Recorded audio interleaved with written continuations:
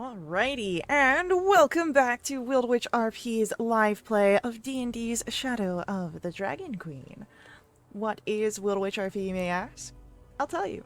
WRP is me, Faye, your game master and storyteller, and Lachlan, our writer and producer.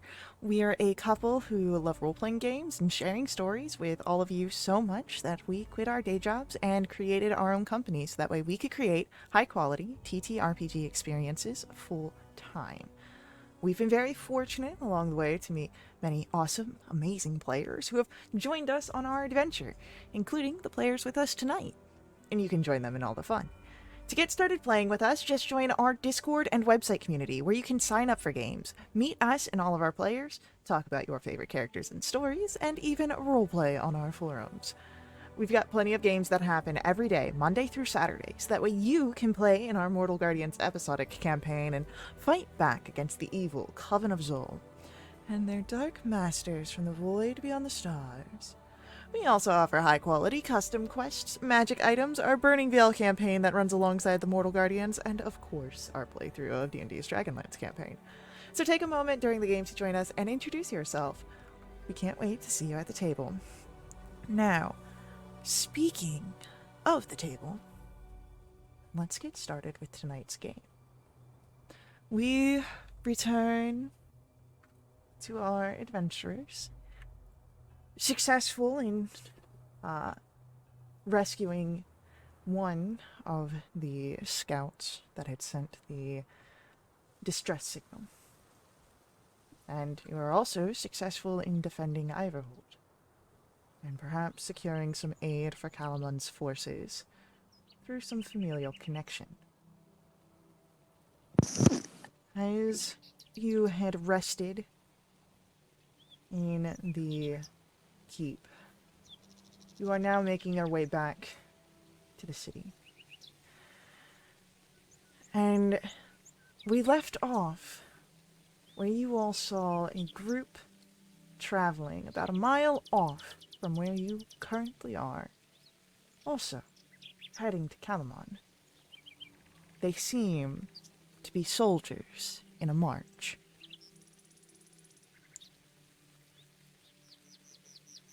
And that's where we pick up, with you all spotting these figures in the distance.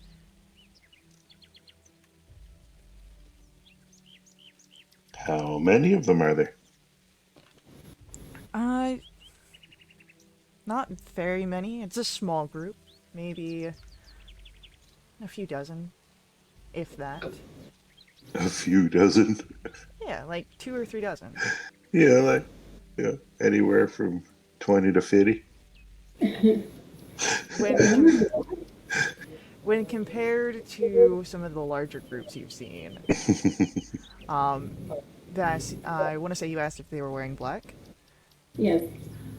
They don't seem to be wearing black. They have any kind of distinctive heraldry or insignias or anything to identify them by? Give me a perception check, please. 19. They don't. They don't seem to have the colors of Calamon. They don't seem to have the colors of the Dragon Army. They don't seem to have much heraldry that they are displaying. Can we use that statue that your cousin gave us to scout, or is that just for sending messages? That's like an animal messenger. It's not really I don't think it's a scout.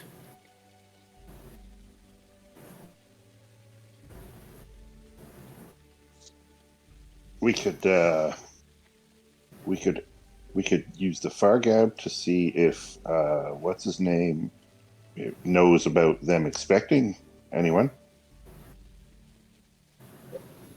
You mean Darren? Yeah, that guy. Victoria, how do you always forget his name? He's so nice to you. How far ahead of us are they? They're about a mile away from where you currently are. Okay, so like we should be able to talk on the far gab without much chance of being overheard. Yeah. Do I know if I'm within 18 miles of Calamon? You are within 18 miles of Calamon. Okay. So, Max will be like, Derek, you there? Yeah, wait, before we start, are we doing the package bit?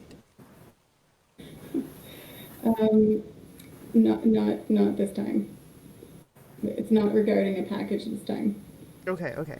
What's up? I'm just wondering if you guys are expecting company. Uh, not that I'm aware of. Uh, what kind of company are we talking about? Oh, sort of more people like us, but a larger group. No, the last people that were kind of like you, were the knights, and they're already in the city. Okay, well, it seems like Calamon is gonna have some unexpected visitors. All right, I'll let Vendry know. Thanks for alerting us. Okay. Yeah, no problem, man. After hearing that, Hugh squeezes his legs into Alizon and just set him into a trot to get closer to get a better look. Okay. Are you trying to be particularly inconspicuous or Yes, okay? I'm trying to be not be noticed. Then what I'm going to ask for you to do is I want you then to roll for me an animal handling check for keeping your horse contained instead of like loud clip clopping. 7. Cool. So you definitely gain a bit of speed, and gain a bit of grounds, but it seems that perhaps your control, your finesse was not as, well handled, and very... It's almost showy of a sort as you get closer, and you see some of the soldiers kind of turn in the direction, and there's a shout for the soldiers to halt. Hugh, go ahead, roll for me either perception or insight here. Perception. 22. 22. What you can see now that you're a bit closer is that the armorings that these soldiers wear are very worn, and have a lot of... They've seen a lot of action, battle. It seems that they've been heavily used and utilized. That these figures probably have been in march for quite a bit of time. They seem to be a bit haggard. And then there is a figure that is moving through the ranks out towards you, almost for a parlay. You see a short stature, dwarven, one of familiarity, as you spot Hugh. Cudgel Ironsmith.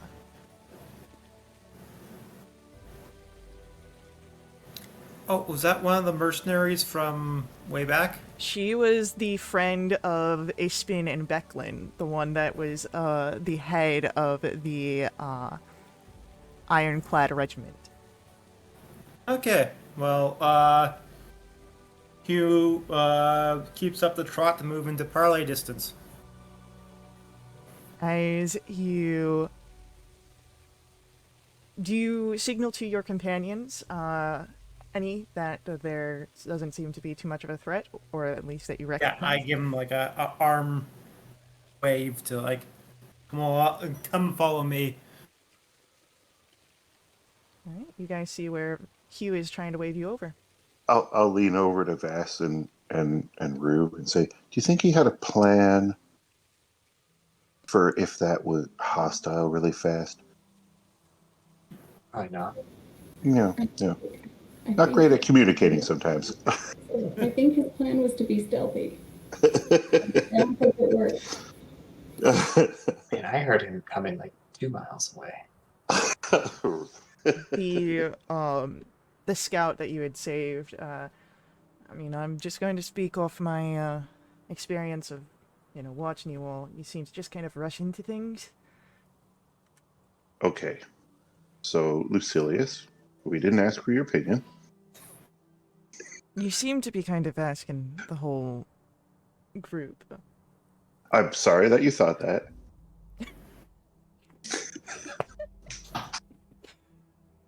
Drew just kind of pokes Vass in the side.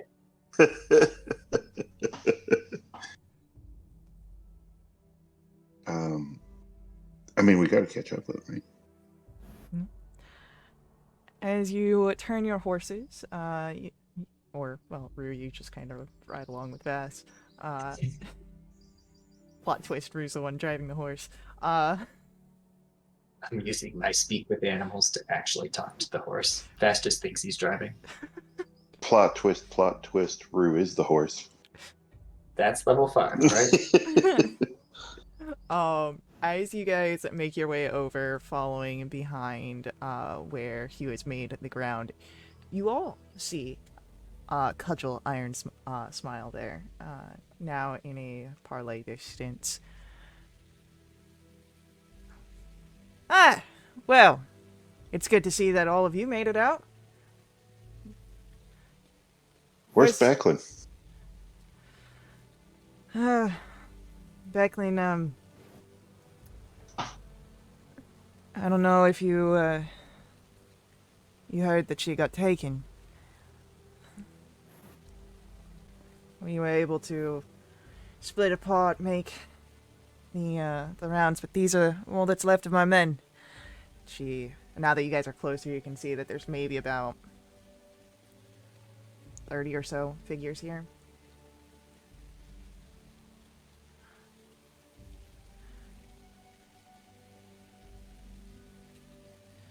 But,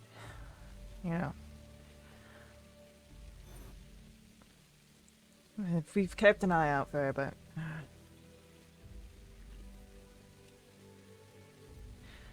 you see a look overcome her face, but she pushes it off for this moment. Perhaps something that you guys can talk about, not in the middle of marching to the city. In a place perhaps with more comforts, like drink and food. What about Declan's boy, Darrett? He make it out? Yeah, you want to talk to him? If that's possible, I don't know Oh, how. yeah. Hey, Darrett. Hey, is this about the, company? Yeah, no, it turns out it's alright. Say hi to Cudgel. Oh, Cudgel's there? Hey, Cudgel, it's Darrett. You can't see me, so I just want to make sure you know it's me.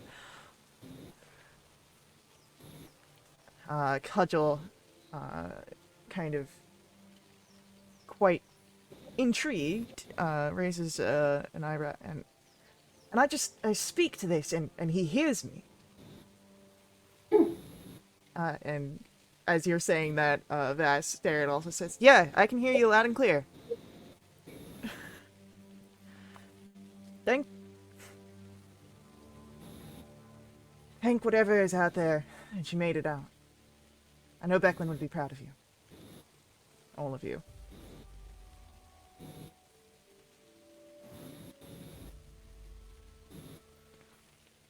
I don't know. Victoria's looking at Hugh, but she's not sure what to think of this. What's he seem to be thinking?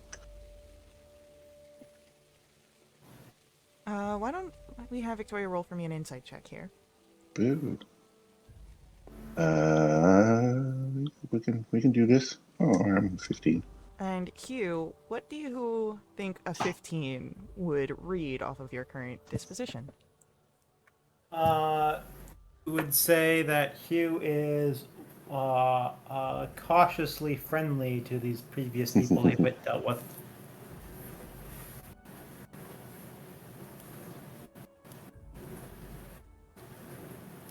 That's what you get, Victoria.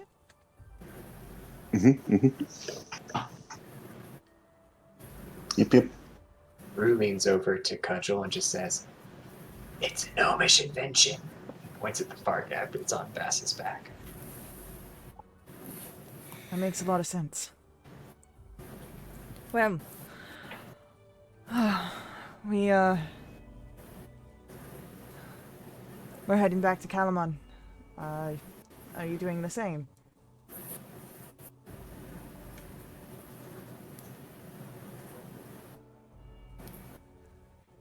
And, Yes. perhaps we That we are. walk together then? Unless you have business right ahead of you. My men have been trekking for quite a bit of time. Maybe a bit slow in our steps. You can regale us with the tales of your exploits since we last saw each other. Well, it is not much.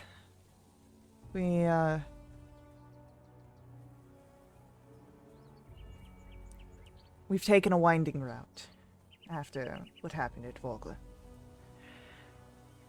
We've been trying to avoid the enemy as we make our way towards Calamon, and it has led us here. A few smaller battles with patrols and scouts, but we've not found any much. Hoping that work can be found in the city and might provide a bit more info.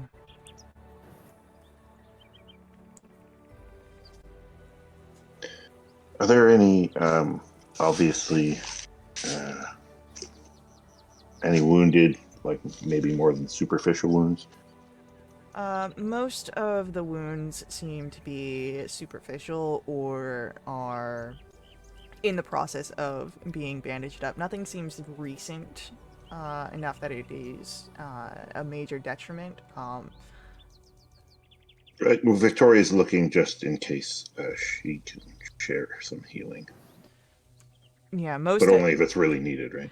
Yeah, most everything seems like a lot of the worse off injuries were likely gathered during the battle at Vogler, and so they've had some time to heal up some. Not, of course, anywhere close to being fully healed. It's only been Okay. a few weeks, but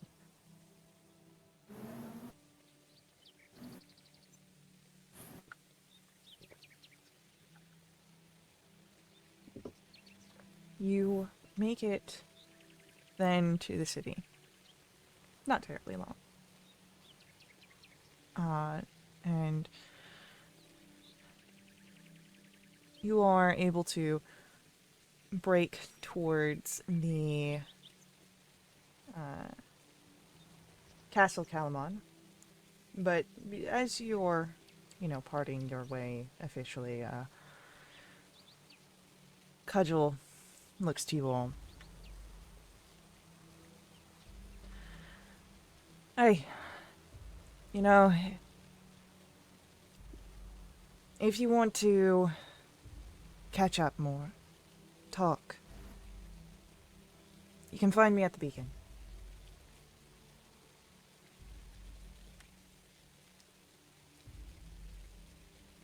Is that night-friendly one?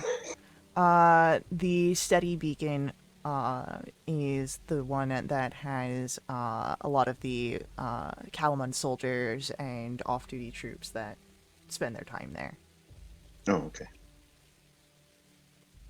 That's where we partied for Victoria, right? It is where you partied for Yeah. Victoria. Okay, that's what I thought. Okay. It was Levna's idea, if I remember correctly. Yeah, she's a drunk. She knows how to take she knows how to take her pleasures off duty. So,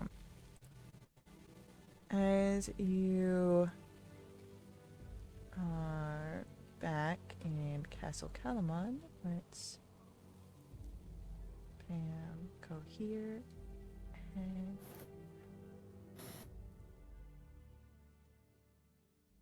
as you return, Lucilius,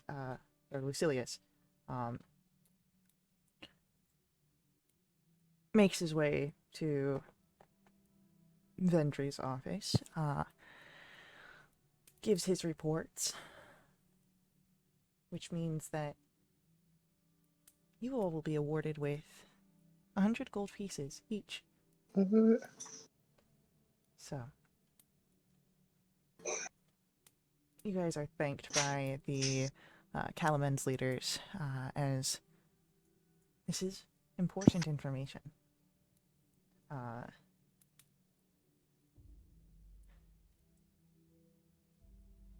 But Vendry will, after you kind of turn back in, thank you for what you have done here. We are working off some intelligence right now, but if it becomes more dire and you must head out, I will call upon you.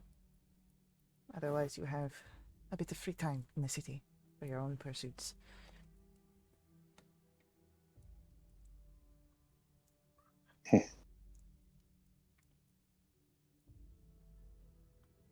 Should we take Derek to see Cricket?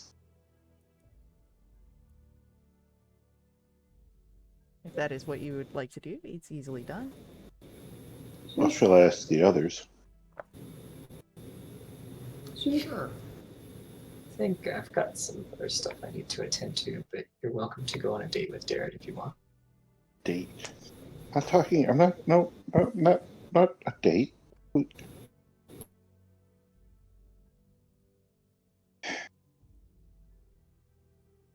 She's gonna go pack her stuff away.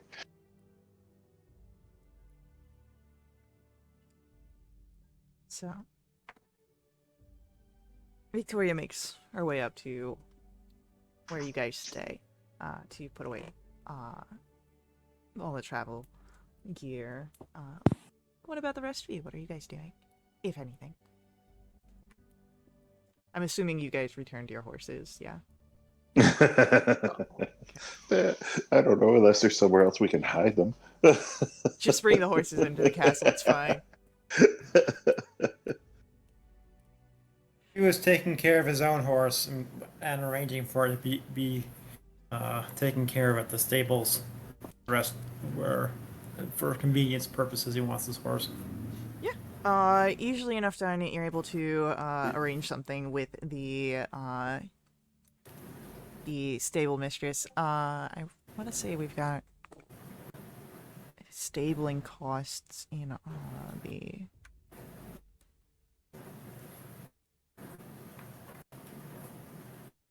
I want to say it's in the player's handbook.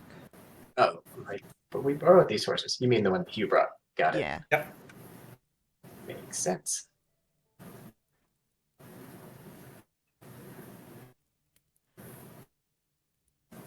Alrighty, so...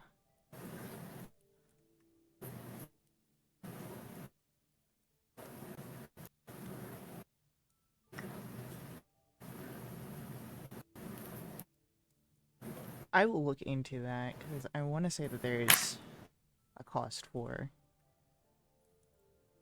Oh, there's the expenses.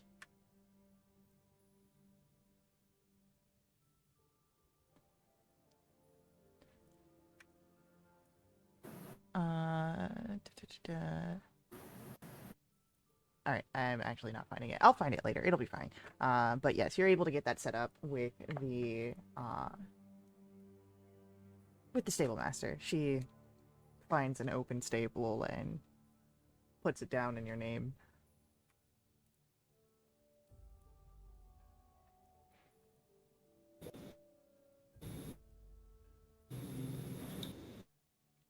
But,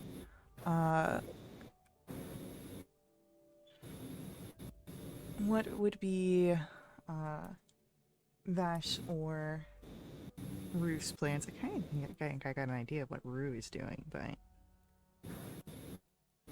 I am seeing something that says 5 silver pieces per day. let's go with that then. That seems a And reasonable number. yeah, 5 silver pieces a day, and she'd be able to work out a like a bulk payment plan, like you pay for a week ahead or something like that. Yeah. Don't forget the discount, the Vendry discount. Yeah, I don't know if it's the same on Kryn, but wasn't it 10 days in a week, like a 10-day? That Something is like that? the Faerunian is a 10-day. I want to say Kryn is 7 though. Just curious. All these humans, they go on their own calendars they make up when they should just be looking up at the moons. So I just handed over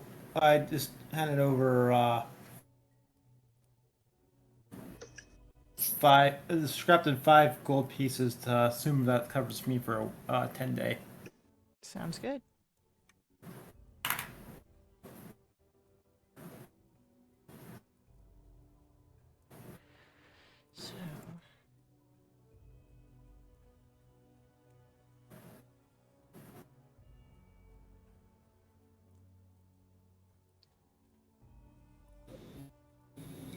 So, Vass is gonna get freshened up, and then he's gonna make his way to the beacon, because I think that's the place that he was trying to land a gig at. So, yeah, it's one of the higher ones. So typically there is a wait list, but you could definitely make your way over there and see what uh, you'd be able to do. you never know, someone might not show up. Exactly. So they need someone last minute. So does Vass wear his newfound armor like out to the beacon, or does he take it off and leave it in the room and go look more casual there? Oh no, that was part of him freshening up, was him leaving his armor in the room and making himself look a little bit more like a rock star.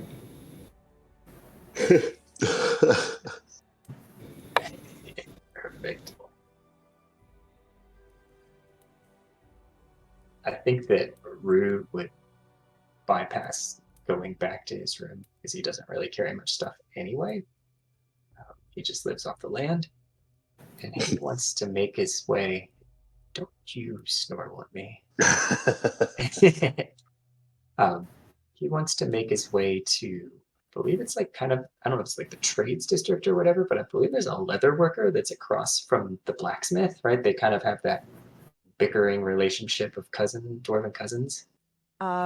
Yes. I don't know if he's a armor maker. Let me check to see if it specifies he does any sort of leather work. I thought you'd said that, like she did metal or something. They're both forges. They're both Oh, but one does weapons, one does armor forging.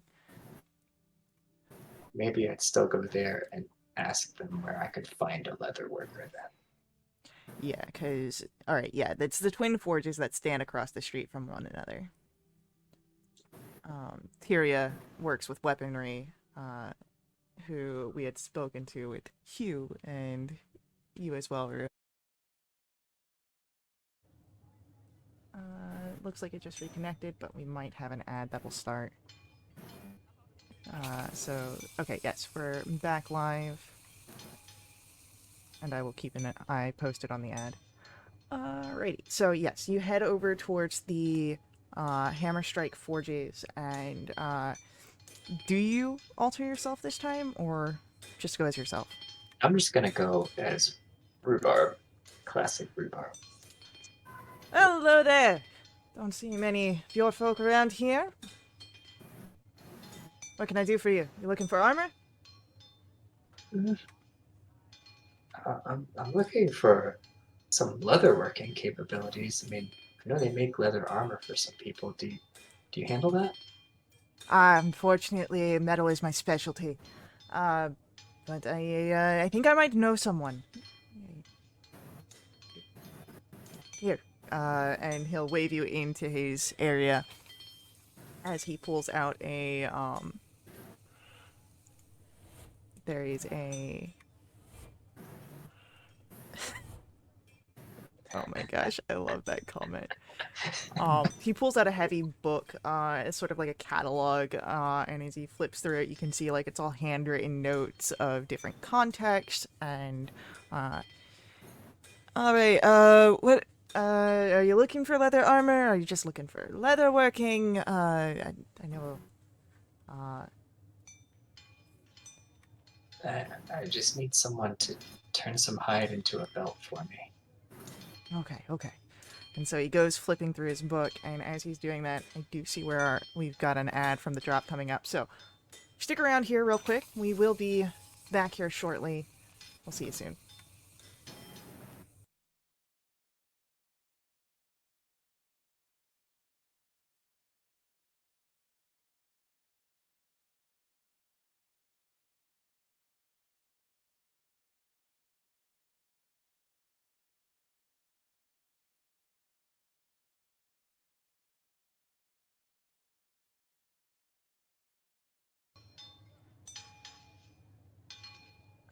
Katie, oh.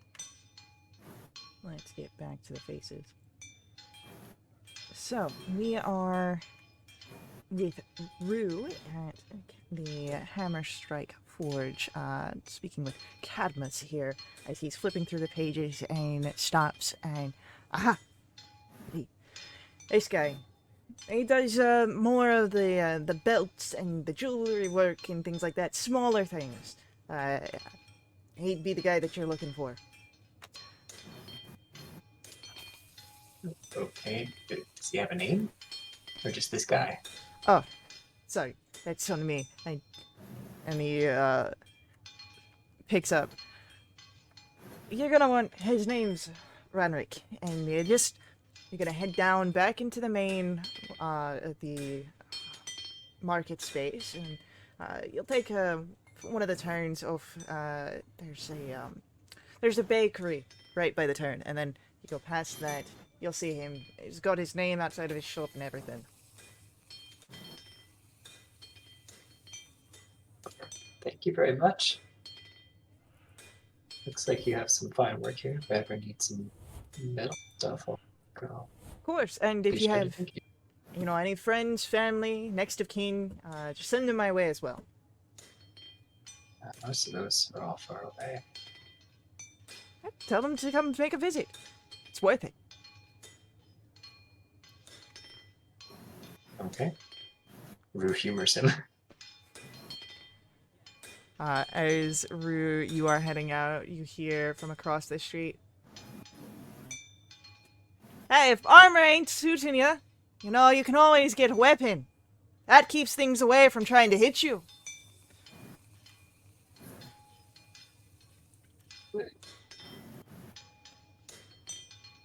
Rue just kind of like chuckles a little bit as he walks off. So, you're able to move beyond the Hammer Strike forges and into the city market proper. Tons of people are about here in the middle of the day, all going through their business. You see there are figures from the ports that are coming in, trying to make their trades. This is normal. You've been here making your own attempts to sell, so you see that there's still the bum that sits next to you, your stand that's still there. It's not moved. But no one's also set up any stand next to him, so you don't have to worry about, you know, your market space being taken. I'll walk over and give him a gold piece. Just smile and nod. Thank you. And he puts it in his little box of alms and other donations. I'm gonna give him some berries too. Appreciate the kindness. As you stand there, he starts talking about some past story of his that you've heard 3 times already. He doesn't seem to recognize who you are. Oh, have a nice day. Rue just wanders off again. Okay. He's like still in the middle of his story, but now he's talking to no one. Um, but yeah, you're able to head off, and as you head, you enter into the Ranrick's store, and you smell the different embalming and dyes for the tanning process. You see all the leather that's on display, different cuts from different animals already to be made, and there's a dwarven figure hard at work on a project right in the middle of the store. Looks up as the door notifies that someone's in. You can see he peers over a set of spectacles. Yes. Um, you coming in to pick up or place an order? Uh, the latter variety, but I need to place an order. All right. Give me but a moment to put my paws. And so Does he have paws? No, but he starts pinning where he's at in his project to make sure that he knows where to pick up afterwards. As he sits himself up, you see that he's perhaps a bit in his older years. He comes forward, not as young as Tyria or Cadmus, as he makes his way over towards a table. Come forward. What project are you interested in? So I've come into the possession of some interesting hide that I'd like turned into a belt. I was hoping maybe you could help me with that. Well, do you have this specimen with you? If we would extract it from his pouch or pack or wherever he kind of tried to store it. Okay. Long, rectangular cut of dragonelle hide, probably taken off like the bottom of the tail to get a nice, either that or the underbelly, something to get a nice long, uninterrupted section. I've not seen this before, though it seems similar to snake or alligator. Sure, I could do something with it. You said a belt, yes? Yeah. Might be able to work.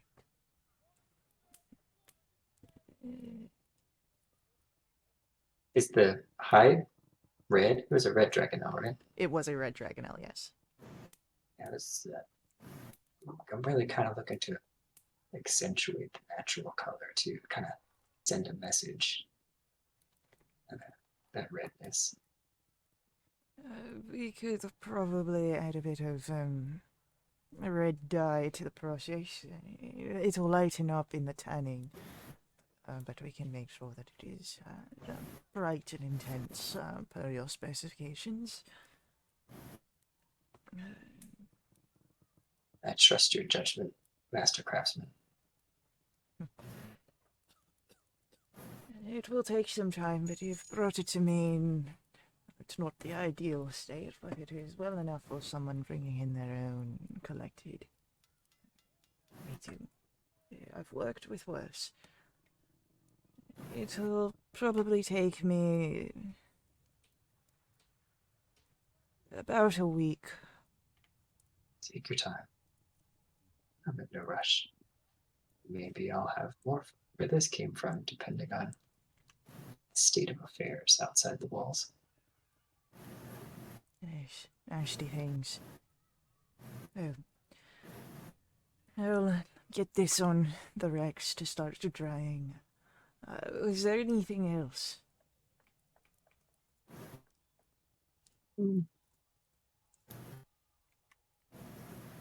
You have any knowledge of exotic reptilian animals like this? Unfortunately, no. I've never seen something quite like this before. Yeah, neither have I. That's what scares me a little bit. Almost looked draconic. That's But something those I are just haven't legends, heard of. right? I grew up on hearing nighttime stories meant to scare the young ones of dragons, but they've long since abandoned Kryn.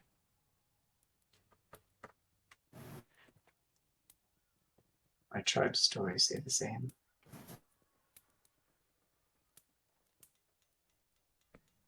Hopefully they stay that way. Times are changing. And as long as people need leather, I'll be here.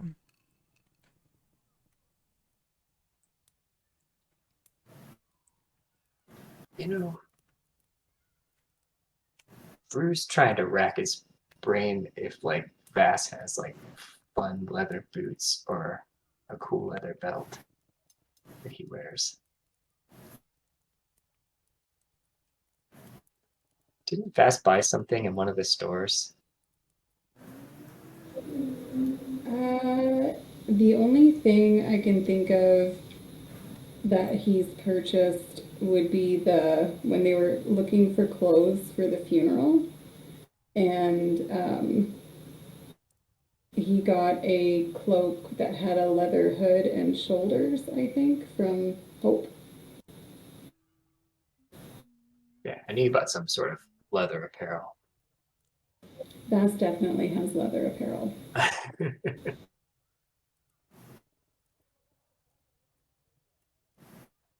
Is there any like black metal looking belt that would be suit Vass on the shelf of this store? I have a look around. As you're looking around, there is a black belt that you see has it is a thick cut with a chain for holding perhaps coin purses or other items upon, as well as a few extra loops for holding any sort of item that would be able to fit there.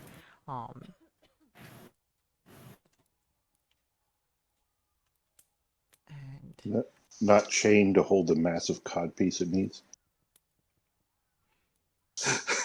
I mean, there's loops that could do that. Oh, this escalated quickly. We just gotta flip it down to 11. Have you been looking? You know? Buy a man dinner first, jeez.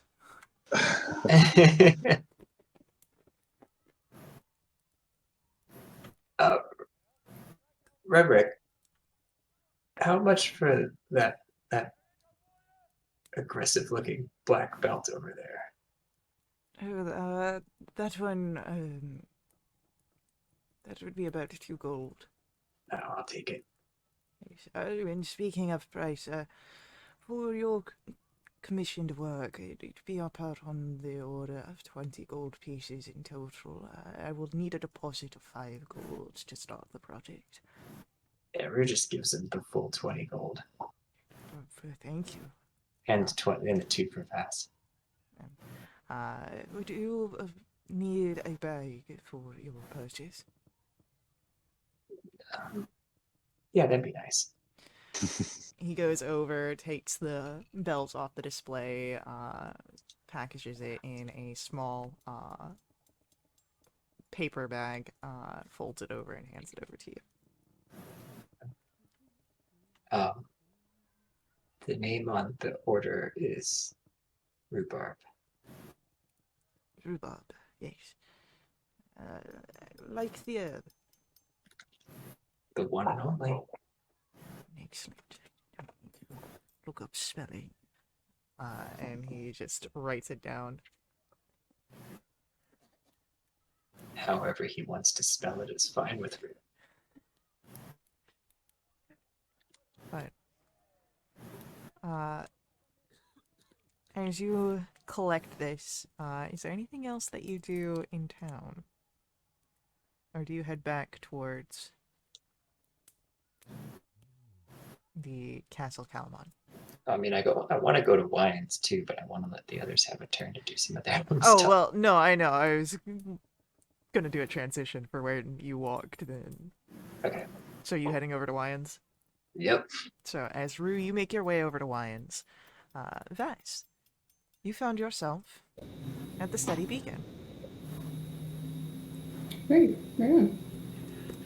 As you make your way in, it's still fairly populated here, even in the middle of the day. Not as much as it was after Victoria's knighting ceremony, but as you enter in, who is it that you are looking for?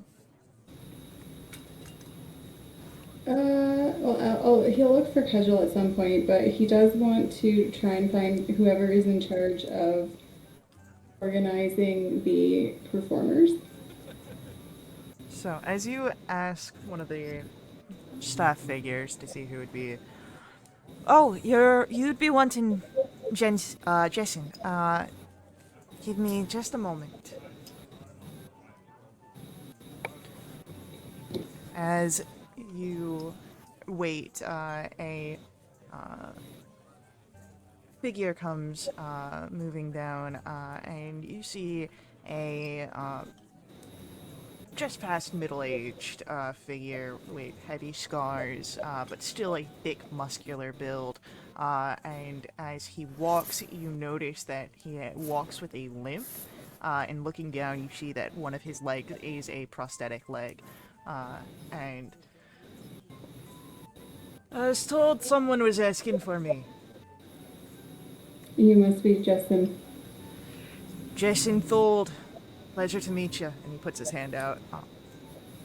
Vas will shake his hand and say, pleasure to meet you as well. My name is Vasilos Darmir. You might know me as Vas. I've been performing at other establishments for the last few months. I think I've heard a bit of your name before.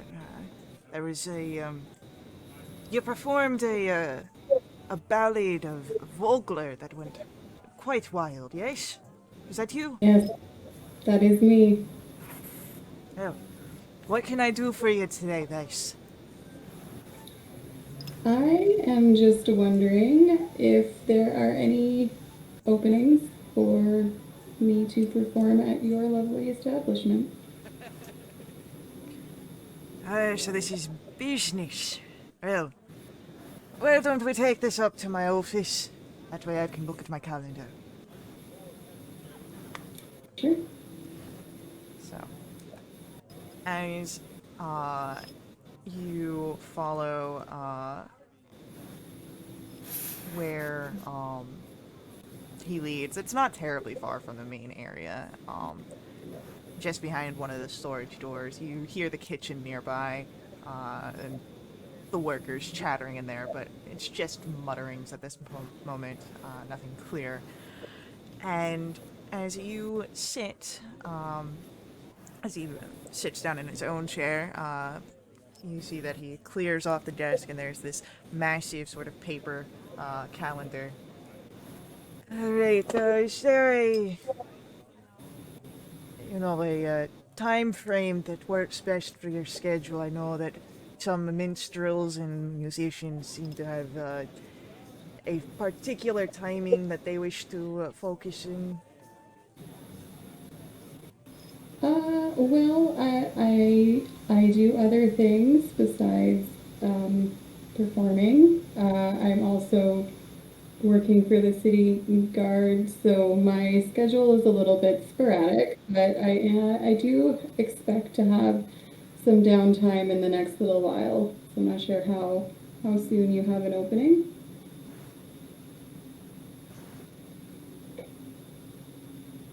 Why didn't you mention that you were friends of Vendry?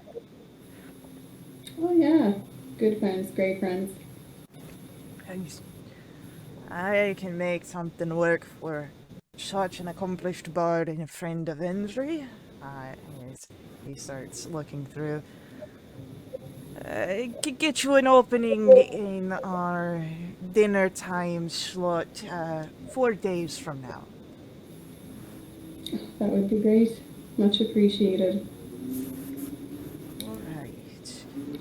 And you see where he starts forming up a paper note and crosses out a name on a slot and then writes yours. Amazing. So. Is there anything else that I can do for you? Perhaps I can get you, perhaps a recommendation of the menu, be it food, be it ale. Oh yeah, I would love a recommendation for your finest ale.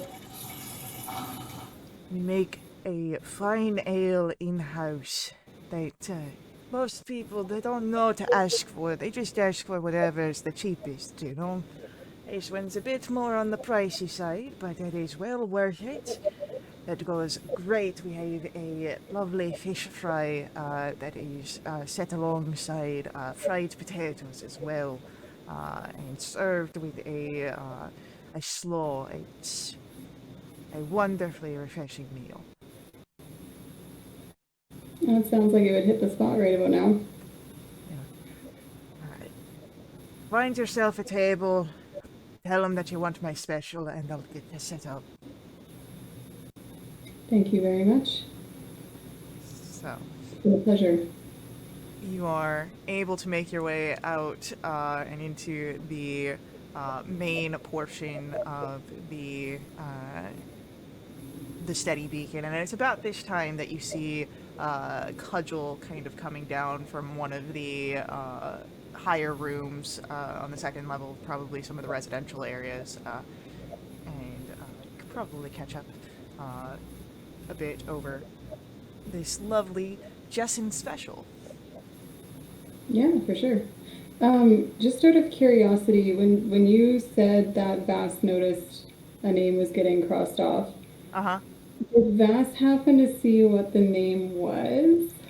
Would Vass be looking? Vass would be curious, yeah, because he Yeah. would want to know who might be a lesser performer than him. Roll for me a perception check, then. Alrighty. Yeah, Vass didn't see anything. What you would have spotted is that it was a longer name, and it had elvish qualities to it. Okay.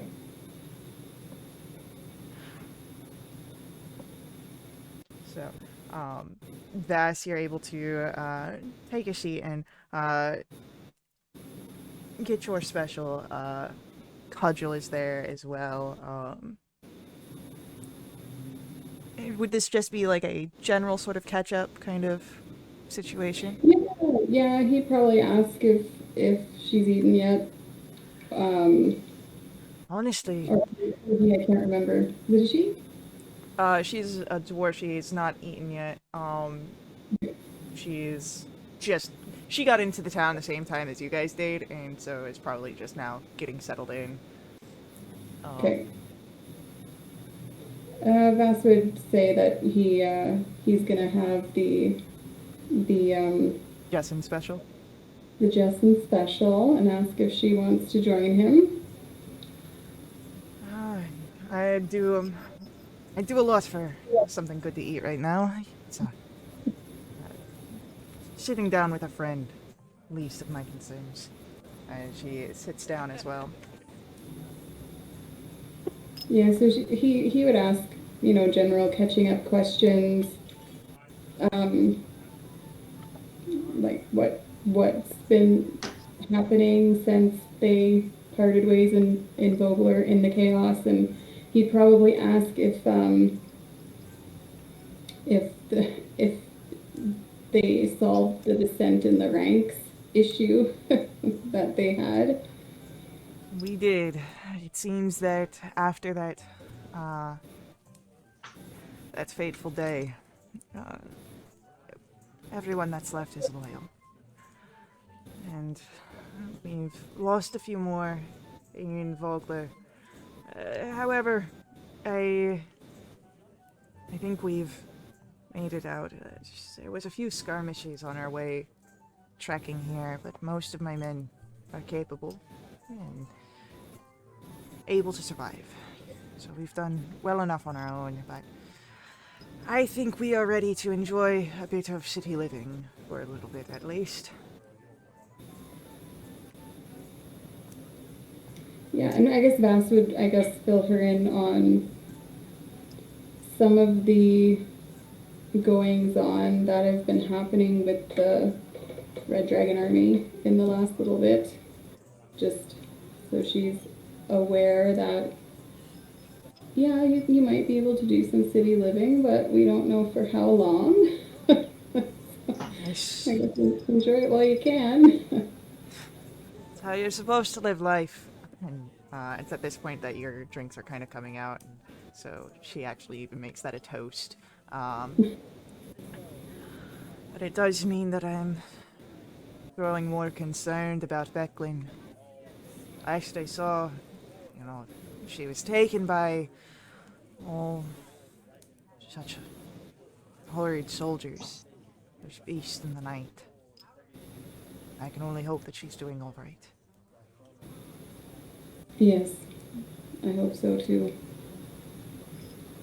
Well, if you're doing all these works for the Calamon military, perhaps you keep an eye out for Becklin. Or, better yet, put in a good word for me with your, this Marshal Vendry. Oh, absolutely. Will do. She nods, and it seems that even while she very much is perhaps looking for a bit of luxury in her resting,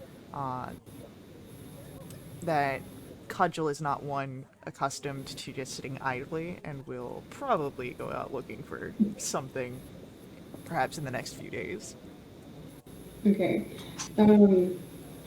Could Bass do an insight check when she was talking about Becklin to see if he can detect whether or not she's maybe hiding anything? Maybe she knows more than she is letting on. I don't think she is, Yeah. personally, but doesn't hurt to roll an insight check. Doesn't hurt. Go ahead, roll an insight.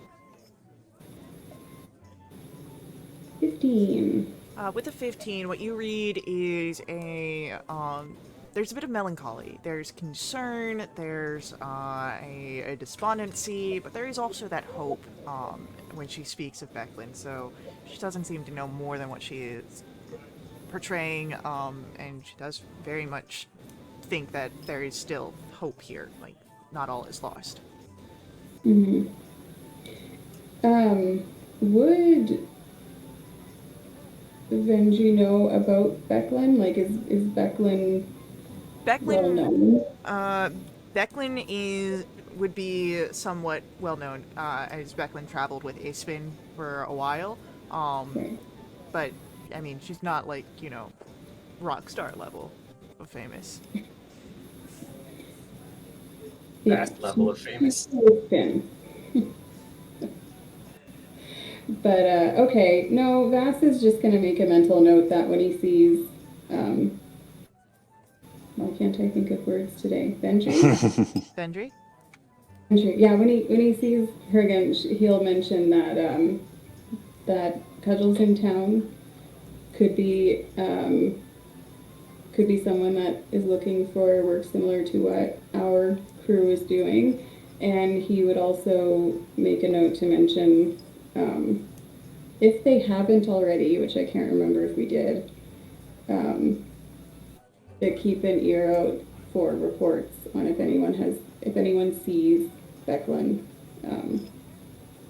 because she would be of great value if we could get her back. So, as you have, as you finish your dinner, your lunch, as you make these notes for things to be done, our viewpoint shifts to Hugh.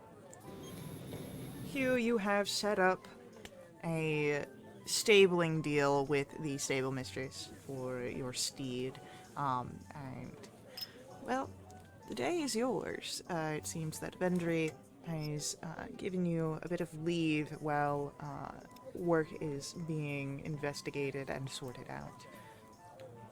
What do you make use of your time? I'm gonna check on my merry band of trainable followers. As you head to check on your trainable followers, you see that they are continuing their training underneath the guidance of Raiden, the mayor, or previous mayor, of Vogler. And look at that familiar face. How are they coming along? They are managing. Don't think that they are yet battle ready, but should be soon.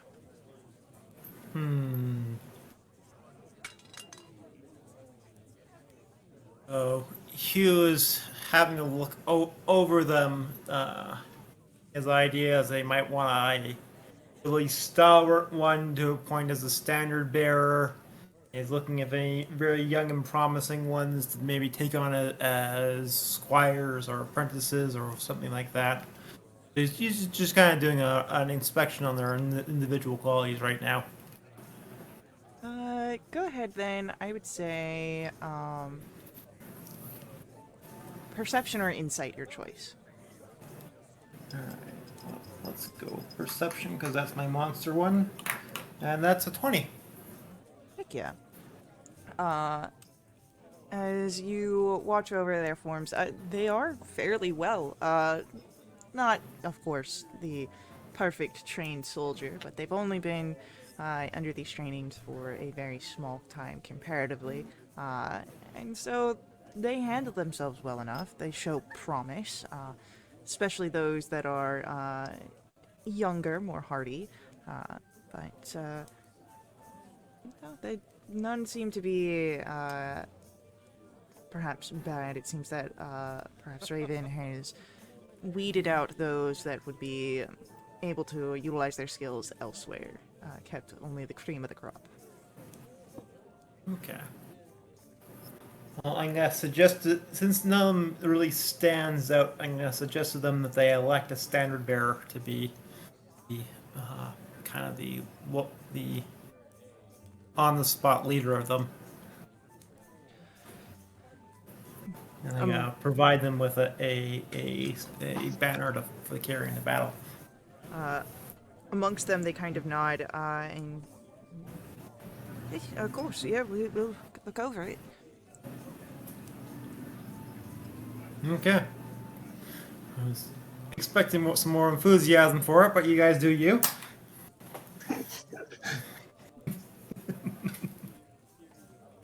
See, you're already getting the kind of the louch, mild enthusiasm of veterans, so you're coming along nicely. You see that a few of the younger ones kind of like knock each other's side of like, hey, look, we're doing good. But is there anything else that you search out with the refugees? I'm just we'll do a kind of a check on how they're doing. They're being supplied and cared for. Yeah, it seems that they've sort of gotten into the swing of things. They are partaking in trades. There's still that community support between everyone, and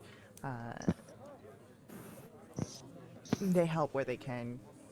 those that are unable to find work or have not yet found it. Okay. So, but And familiar faces that you've passed by before, smile and wave. You even see Alamar, the dwarven figure that had welcomed you to the city. I was not sure what one way or the other whether how he survived. So good for him. So, Alright. I guess the last thing I want to do with my time is see if anyone in the castle would be willing to give me kind of a brief on how the war is going, where the enemy is, what's going on. yeah, so you'd be able to find either Levna or Levna would probably be your best bet. She is a Let's go, Clever. yeah. So Levna, she was the knight that presented Victoria, and she's able to kind of give you a briefing. It's nothing more than what you already have known. It seems that they've not had much change in information yet. Though she does commend you, hearing your success with getting the scouts. And as she gives you this update,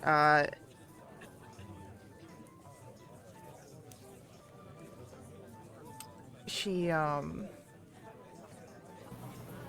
So, are you expecting any, big changes in the war now that you've seen some of the outside? Some of what's happening? You gotten pretty close to Vogler. Alas, I was hoping to get some aid from my people, but they'll be staying close to Iverhold for the time being.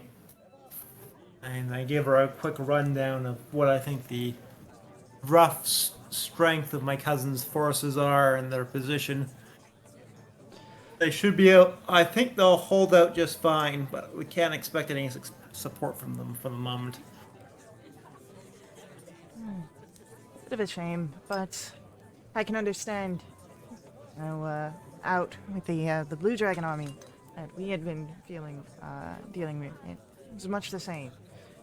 People sticking rather close to their own before reaching out. I think that's just a product of the wars. My thought is that they're going to be running low on supplies if they don't take a major area soon. So we can expect some more aggressive action as they start running low on food. And that might be a chance to catch them off balance. Win on the defense, then we'll be able to do something about Fogler. I'll pass it up to my higher ups, these ideas. Keep things on the word, but keep doing the good work. All right. And with that, Victoria, Yes. as you are finished with your settling in, putting away your packed items, what do you do with your free time?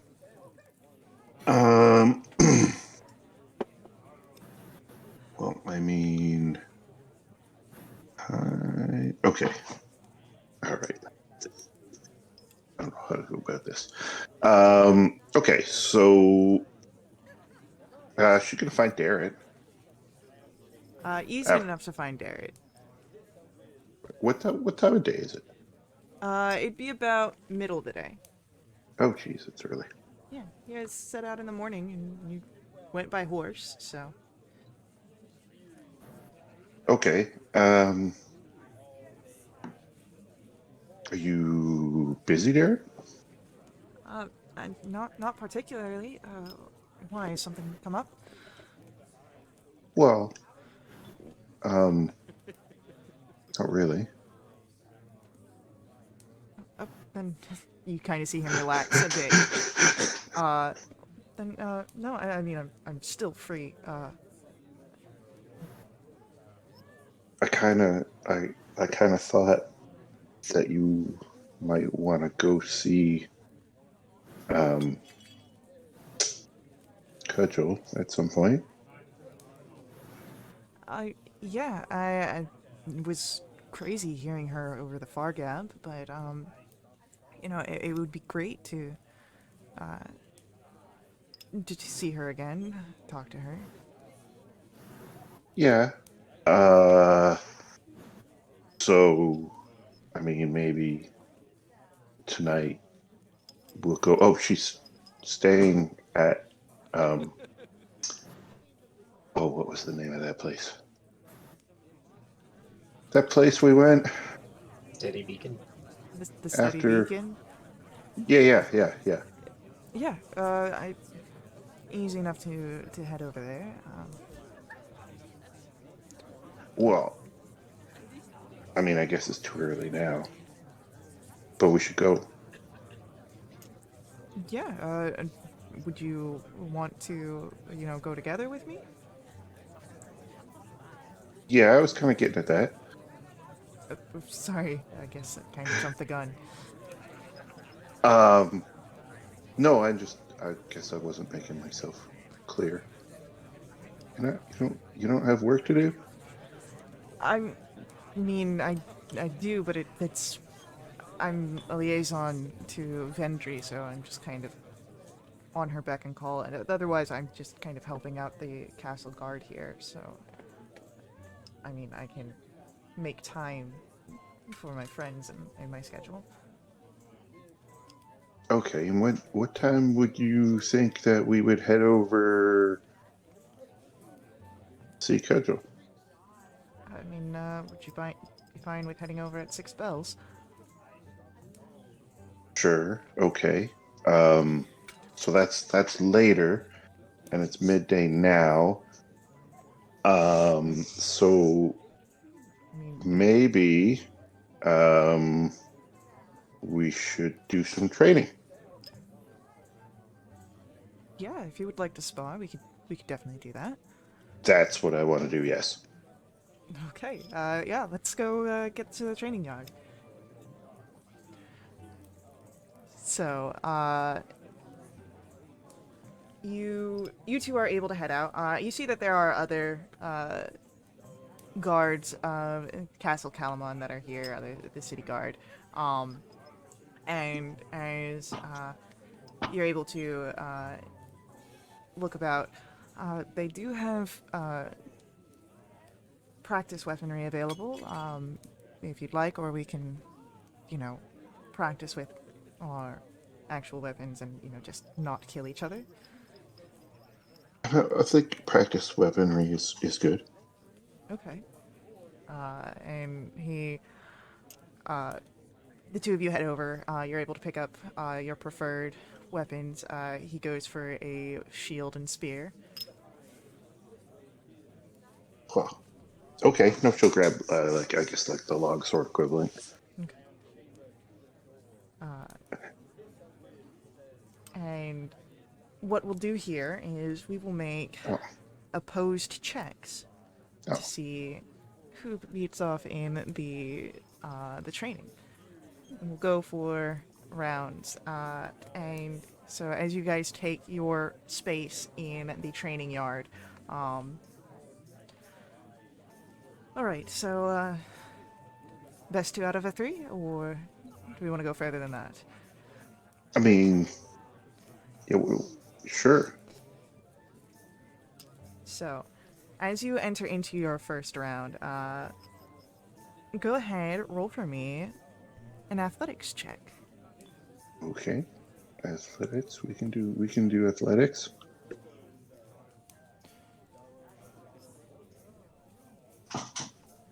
Alright, and then let me get what Darrett would be.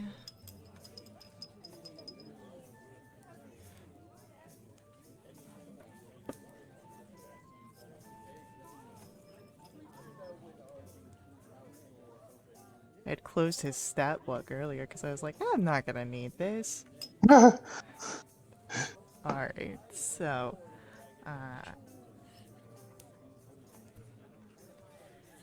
as the two of you begin, you are quick, Victoria, to get Darrett on the defensive, and as he is focusing more on blocking your blows, you're able to catch an opening where your longsword knocks the shield away, and you get a point as your battle goes down.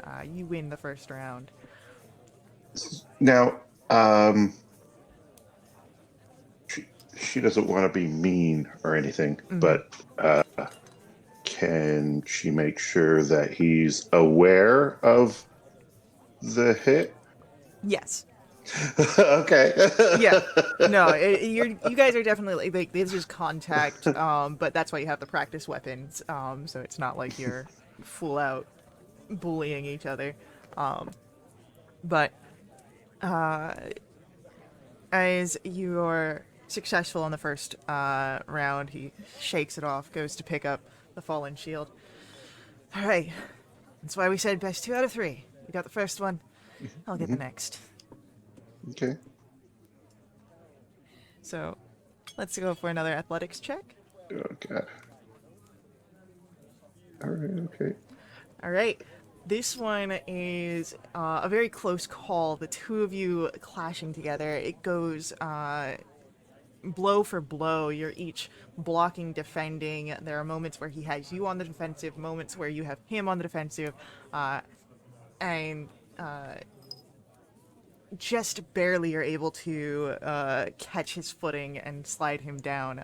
You had both rolled 15s, but you have the higher modifier.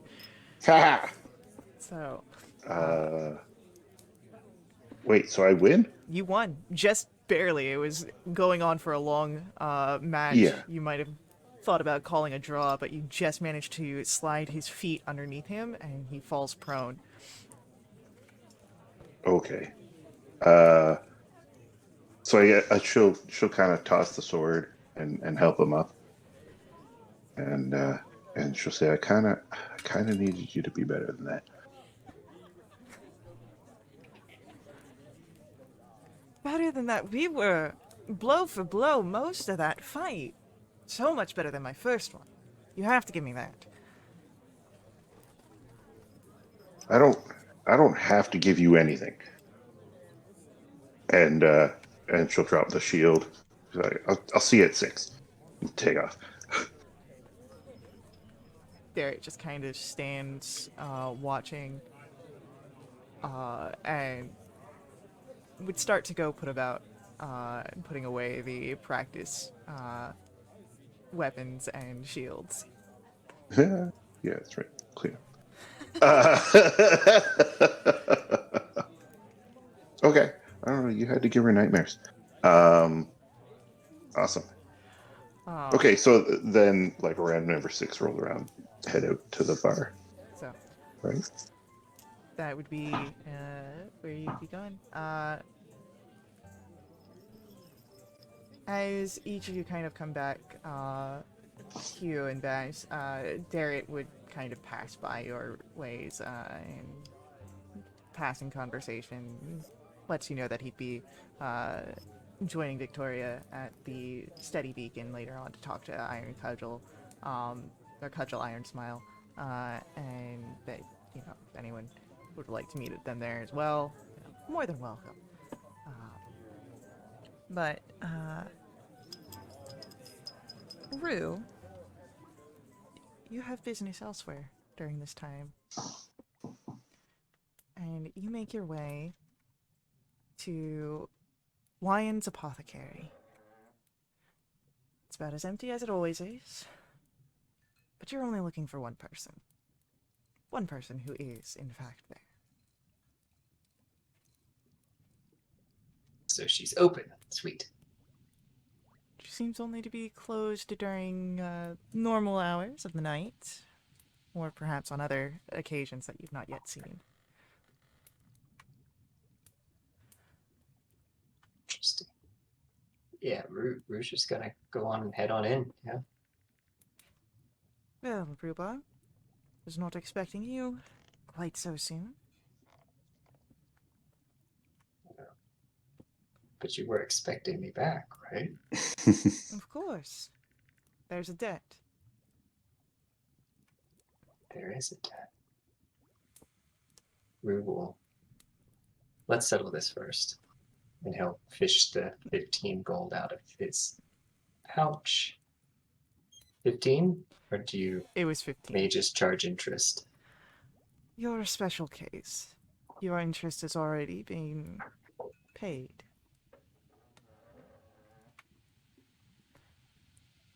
I know you humans are cryptic, but what do you mean by that? Your test, of course.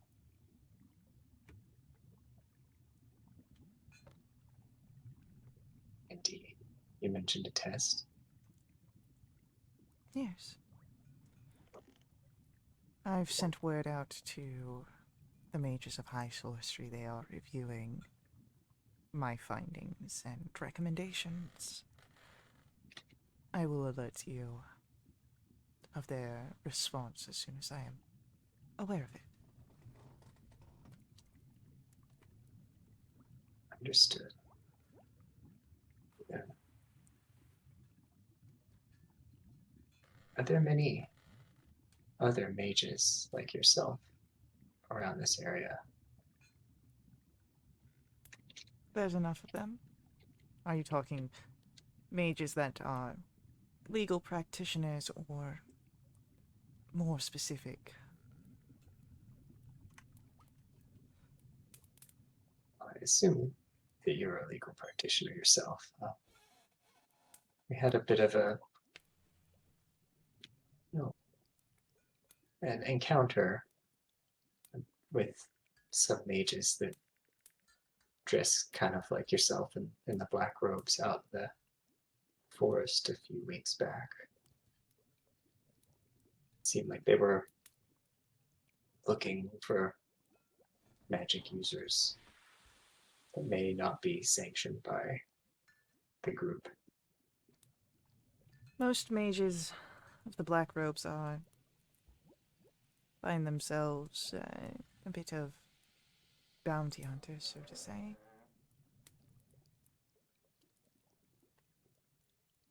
It's dangerous being a mage, especially one untrained, unsanctioned.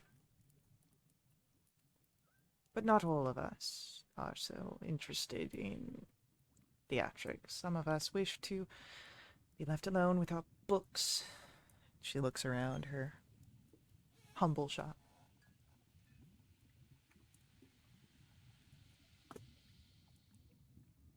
You know, there's times where I just want to be left alone too, but not with my books.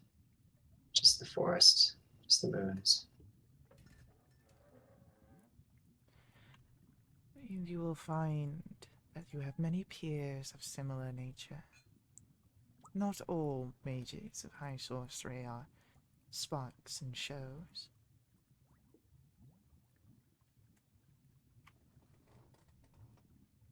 If we do come across this particular group or something like them in the future, is there anything I can do or say to de-escalate the situation any?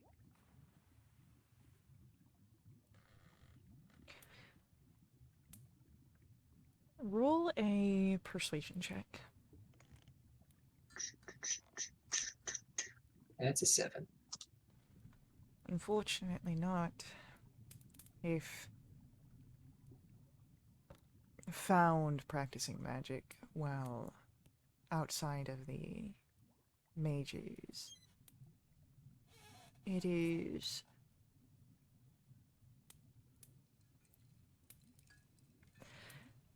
and she pauses. No, I think I can do something.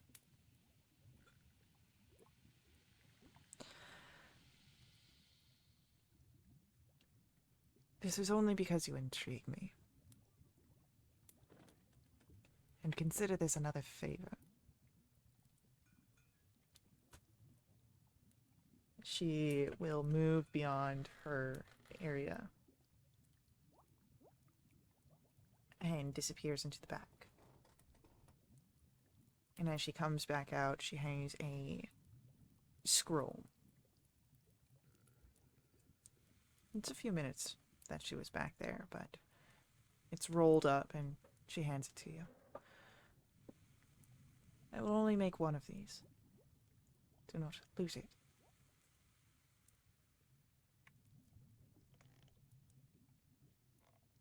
What does it say?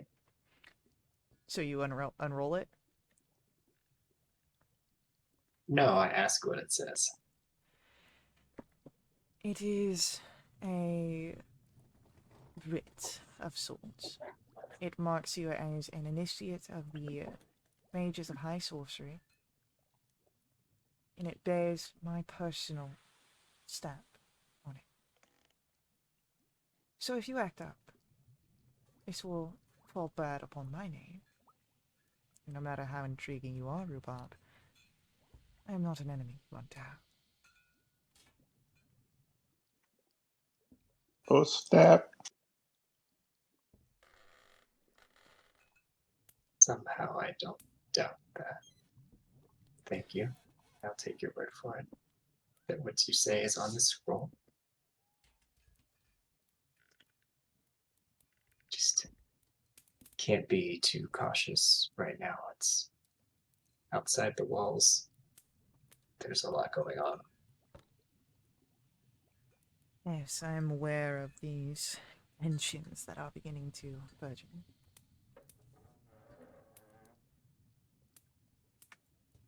And here is where we will take our next ad break.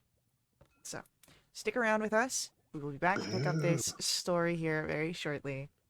We'll be right back.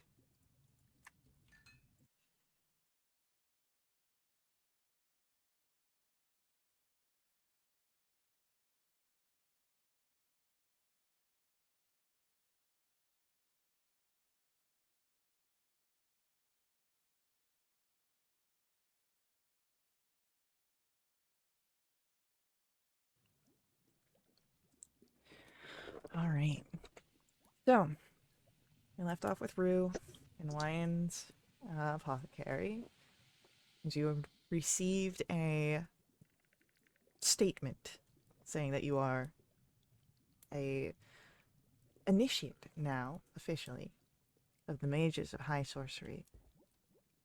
In case you get caught by more of these bounty hunters, as they call themselves. But you also have the understanding from Wyand herself that this bears her crest, her marking. And that if should anything happen,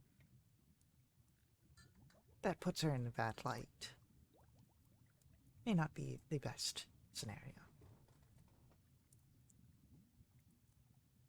Do you do anything else here, Rue? Or do you head back? I think that he kind of just has, I don't want to say questions, but yeah, he's had a lot going on lately that some of it he's struggling to understand. So I think he would relay that to Wyan. Just say that like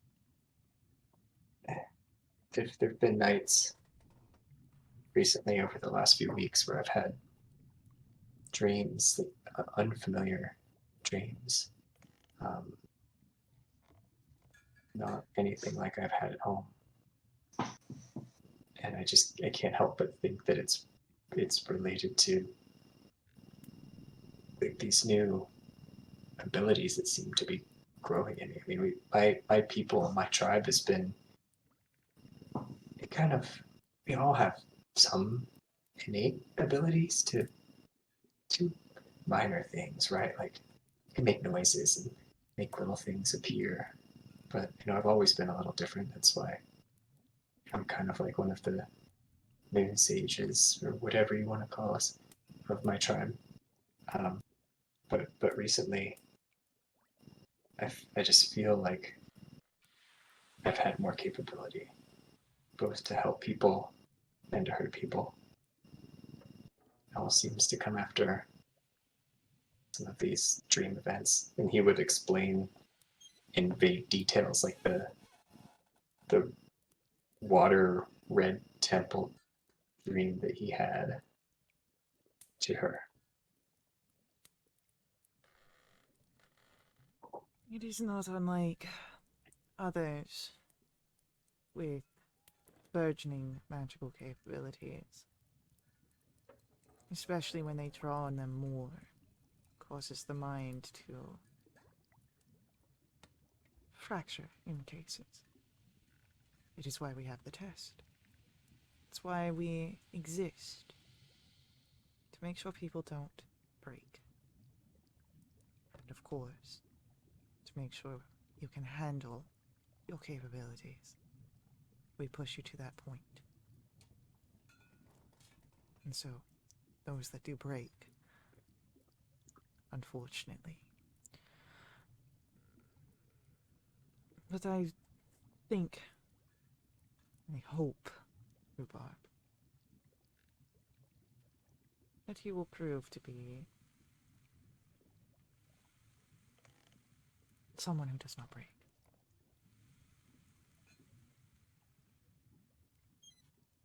I haven't broken yet in all these years that I've been alive. I don't plan on breaking anytime soon. Good.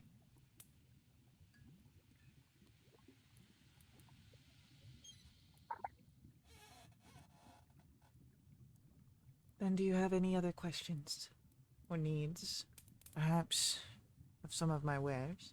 And she looks out to the rest of the storefront. Oh, I don't know that gem that you sold me just felt right. I feel like it helps channel the powers, that feeling I get almost from Lunatari. Don't know if you have anything else that could help me channel my powers or maybe protect me. All my friends are getting all this armor. They're going blow for blow with these creatures that we've been encountering out there. And I try and protect myself with my cunning, my stealth, sometimes my magic. I don't know if you have anything that could protect either.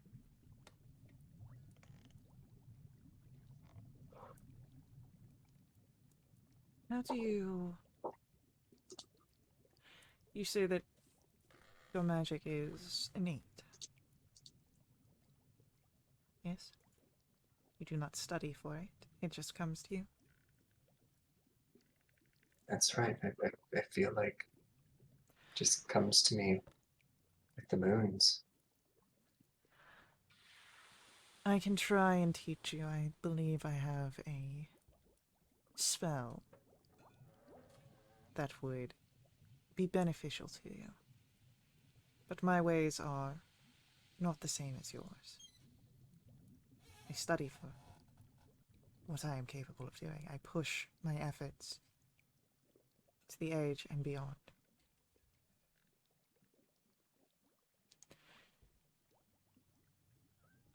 Come to my storefront after the sun has set. Knock on the door 5 times, and I will know it is you.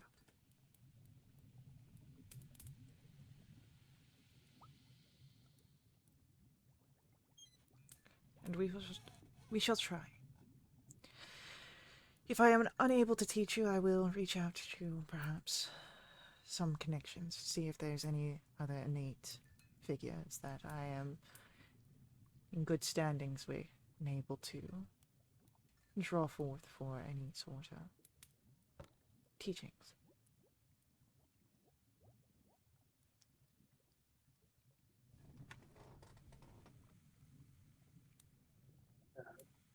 Understood. Do you need me to bring anything else with me?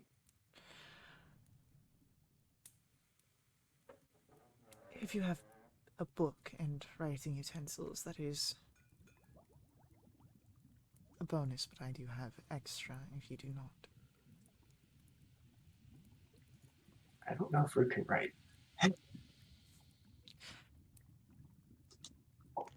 That might be an interesting thing to be like, hey guys, you know, Wyan said to do this, but I don't know how to write. Yeah, I think Brew can kind of read and maybe could struggle with writing. So we'll go with it. Maybe after he leaves, he'll go and buy like a book and a writing utensil or something, but he won't know how to use it. Amazing. I'm imagining you would do this at another store so you don't alert Wyan that you don't have these things already, or would you do it at Wyan's apothecary? No, he would go somewhere else Okay. and get the book and writing stuff. Okay. Yeah, Sounds and I good. definitely don't have it in my equipment. Cool. I would say it would be with what she has given you for the parameters, to get a small book, as well as the proper writing utensils and inks. It would be about 20 gold pieces for everything, because you need that fine quality paper and ink. Capitalism, baby. Yeah. This is what happens when you ask to be mentored by a wizard.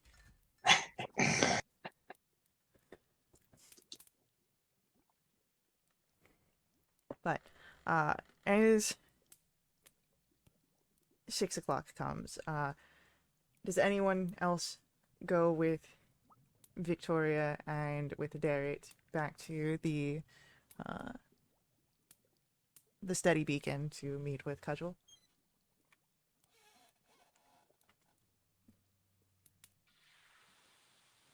Ah, dear God. For want of anything better to do, it was probably gonna go with that because he's curious how the mercenaries did in their time off, time Right? away. Okay. Easily done. Gotta keep an eye on these treacherous bastards.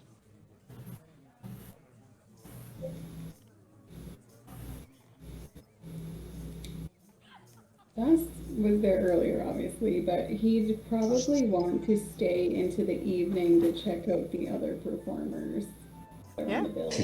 Totally. Vass can just stay there to check out all the competition. Easily done. Is the crowd like? What don't they like? You know, those kinds of things. I would say then, over the course of the day, since your arrival and securing a spot, roll me 2 insight checks for the passing time. Alrighty. And I believe I can roll with advantage. You do have advantage on your first roll, yes. Fabulous. And this is insight, yes? Insight, yep. Ooh. Heck yes. Ooh. So, as you kind of watch, you get a notice that the lunchtime to the early dinner crowd is a bit more. They don't play as exciting music, and so often falls to the background. People don't seem to mind it, but they also aren't very excited for it. But as it starts getting to the later areas, as the early dinner starts reaching into the evening, we'll get your second insight check. Alrighty. Alright. I'm gonna have some of that carry over from your nat 20. Because you did so well earlier. You're like alert. You know what's going on. It does get people seem to very much like the anything that has a very repetitive chorus, so that way, you know, especially as it gets later on and people get a bit more drunk, they can start jumping into the song, sharing in the excitement. They seem to very much enjoy the ballads of heroics and big excitement. Most of the people here are soldiers and veterans and knights, people who enjoy these very big tales, not so much probably more somber tales that you would find in a smaller but more posh area.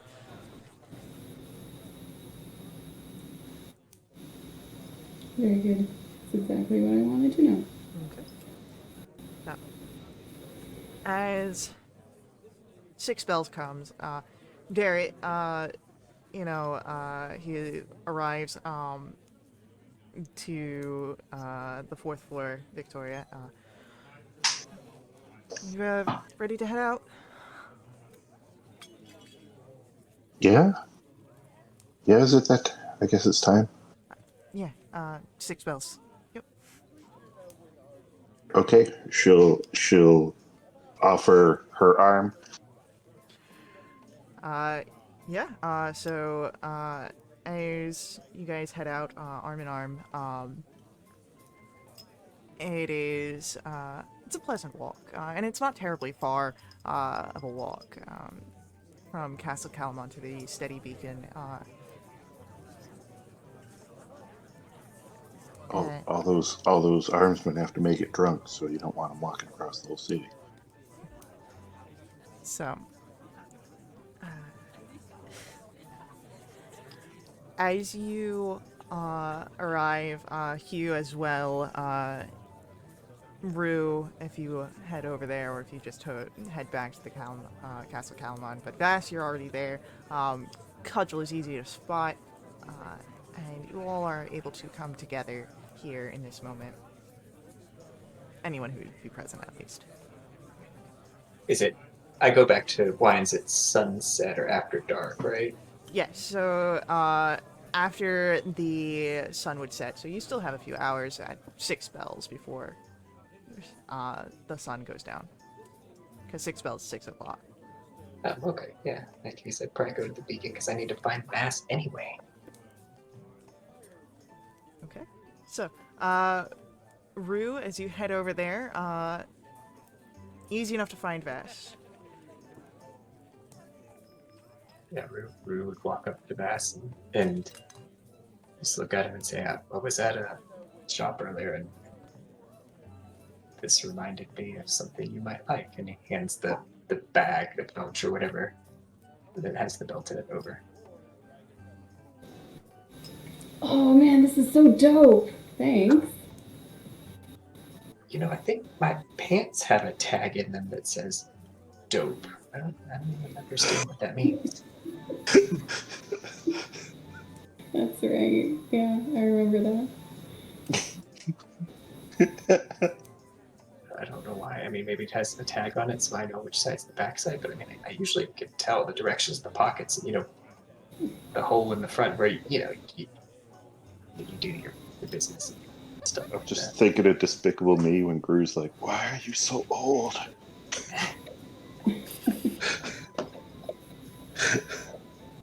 Oh my goodness. I don't remember the description of the belt, but when I put it into my inventory, I called it the aggressive belt, and it was black with chains and very metal. Yeah, so it's a thicker cut. It's about a inch and a half of the leather around, and it has a single chain that kind of creates a loop for hanging any sort of pouches, or other accoutrements off of it, as well as extra loops in the work, not just belt loops, but areas where if you had any sort of small vials for potions can be placed upon the belt as well, or other items that fit in. Oh, this is awesome. Thanks, man. Yeah, I got it at Run Riggs, I think his name was. He's a very old dwarf, like older than I've ever seen before. But seems like he's still got most of his marbles there, and it seems like he does good work. So you should visit him sometime if you're looking for leather. Oh yeah, filing that away for future reference.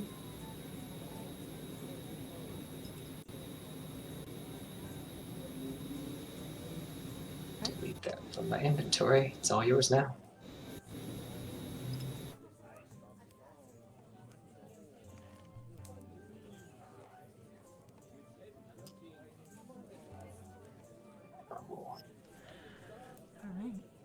It's Is about there this food time. here? Yes, there is food. Okay. Vass can give you the rundown of the Jensen special. Sounds a bit rich.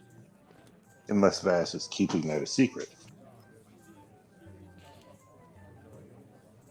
Sorry, I was trying to type that awesome belt into my inventory. No, Vass wouldn't keep that a secret. Vass is a few of those higher end ales in right now, so he's more than happy to share findings with anyone who will listen.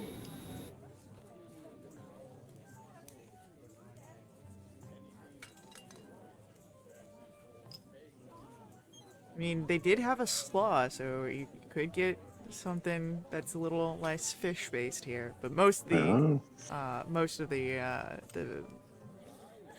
meal, most of the menu is fish-based.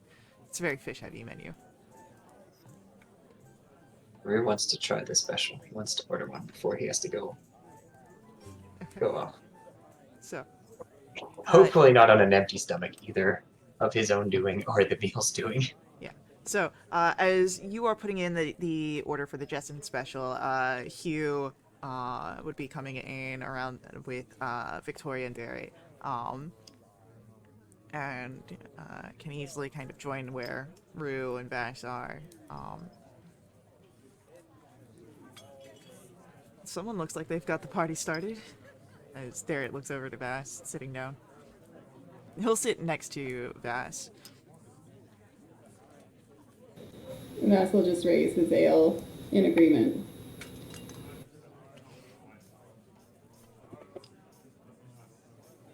Great. I think we need. Yeah, I think we need lots of ale.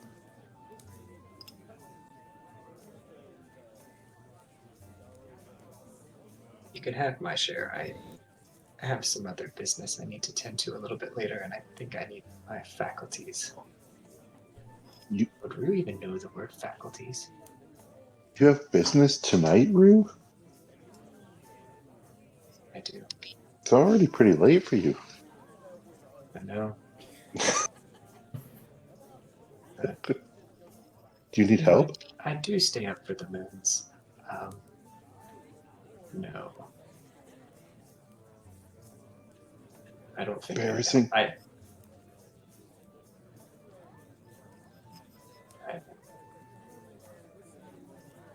I'm learning some things from someone. Oh, It sounds like you found a brothel. I didn't want to say it. Yeah, I guess Rue would probably know.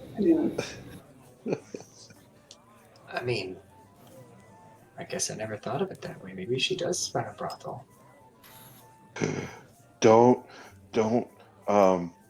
Probably shouldn't bring that up with whoever you're meeting. It's quite rude if they don't bring it up first, I will say.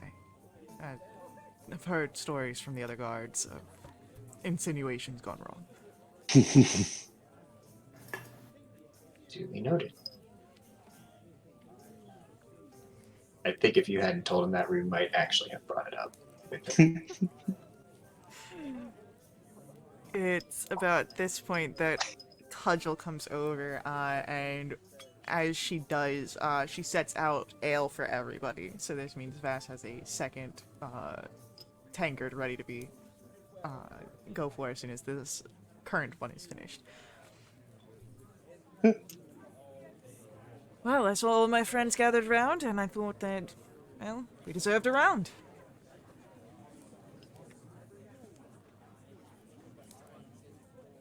Glad to see that you're all right, Cudgel.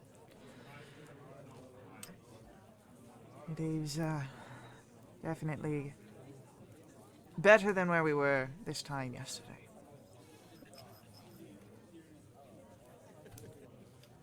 What are your plans for the future?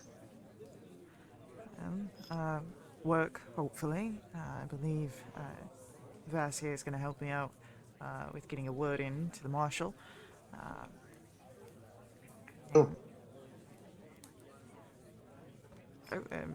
Would you prefer that I seek work elsewhere? Oh no, it's not up to me. But I'm just. I mean, I don't know if Vass's plan was to tell you about Darrett's new role, but that's kind of a foot in the door.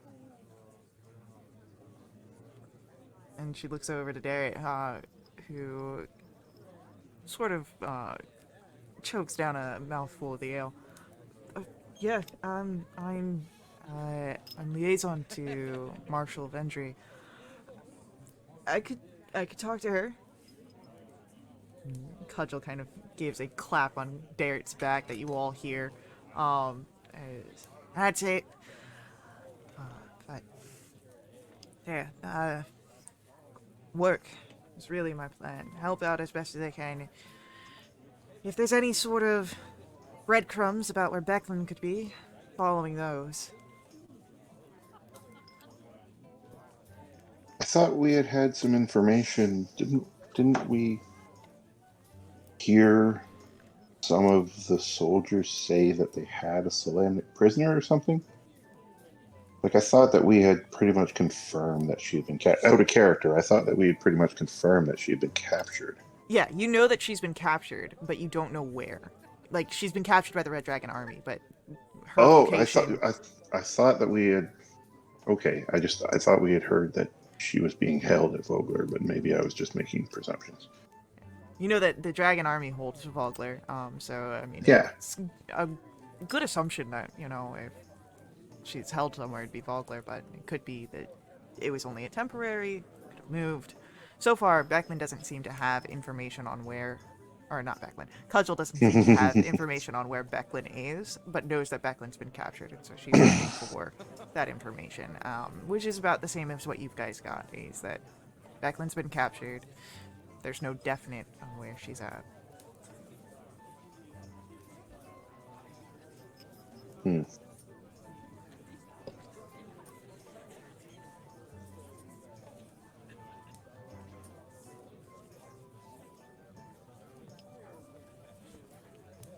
I feel like,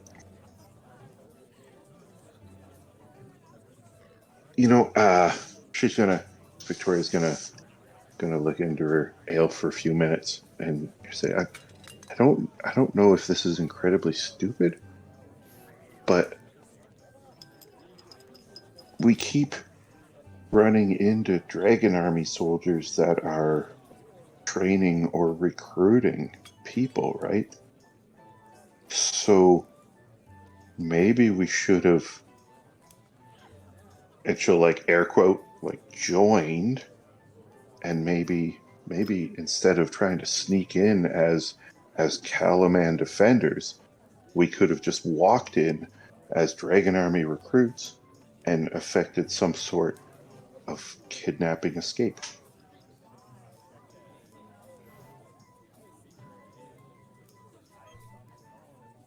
I don't know. Into Is the that belly is of that the beast. is that a stupid idea? Was that a No, and you see that Cudgel, as she takes her seat here, has a very sort of serious, solemn look. No, your thoughts are rooted in something that very much makes sense. I'm sure any of your companions would agree with you. But I don't know that you saw too much of what they are willing to do. Capabilities, yes, you are all at Fogler, but they're brutal. I think that if you had tried this,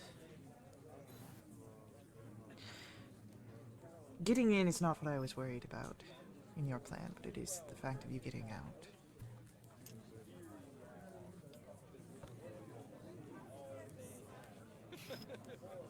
Whatever you do with the Dragon Army, it will not be safe. But you, I think, know that. But I believe that making your stance clear on the opposing side is the safer of the two options.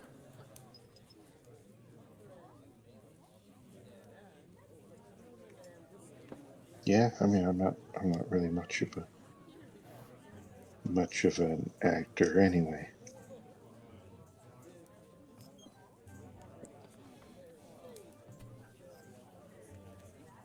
But maybe it's maybe it's worth.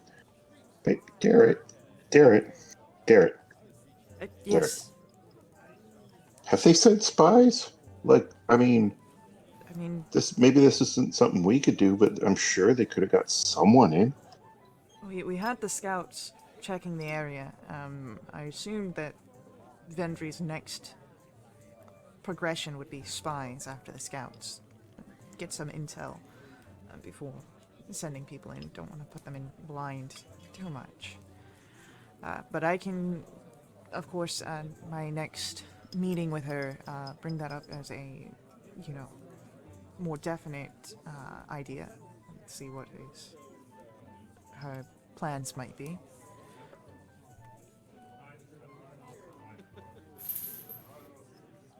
Whatever they are, I'm sure they don't include telling us about them.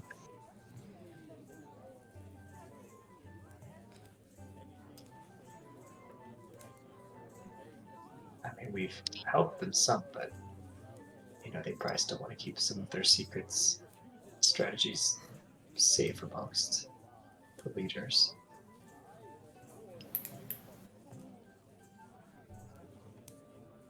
The less we know, the safer it can make us too. The less we know, the less we can blab out in a bar full of people. Yeah.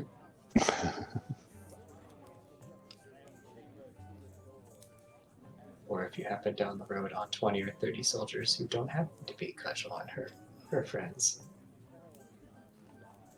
Yeah, it was going to be a stiff fight. I mean, we would have won in the end, but it might have been a near thing at the start. Yeah, I'm sure about that. Don't forget, I've seen you fight. And Cudgel kind of makes a bit of a chuckle as she takes her drink.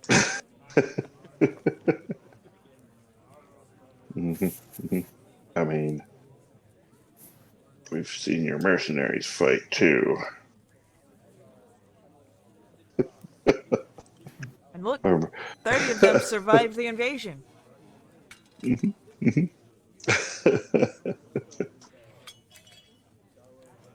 While this conversation is happening, Vass, Darrett leans in to kind of whisper to you. So, how experienced are you, with, say that you spar with someone and they run off saying that you don't owe them they don't owe you anything.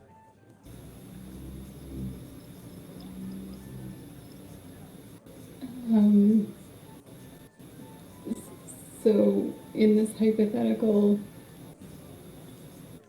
who are you sparring with? No one in particular. She's just, someone. Sorry, did he just say she's? Yes, I he hear. did. Okay, so I know. Okay.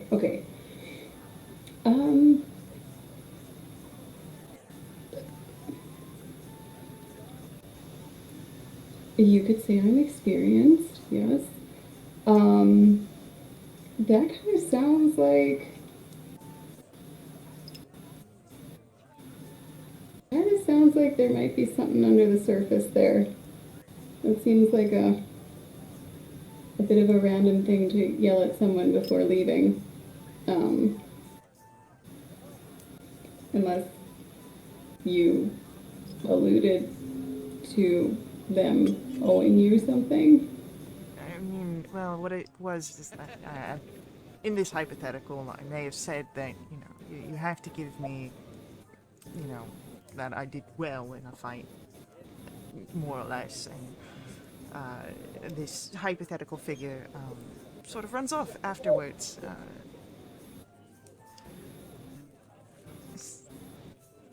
And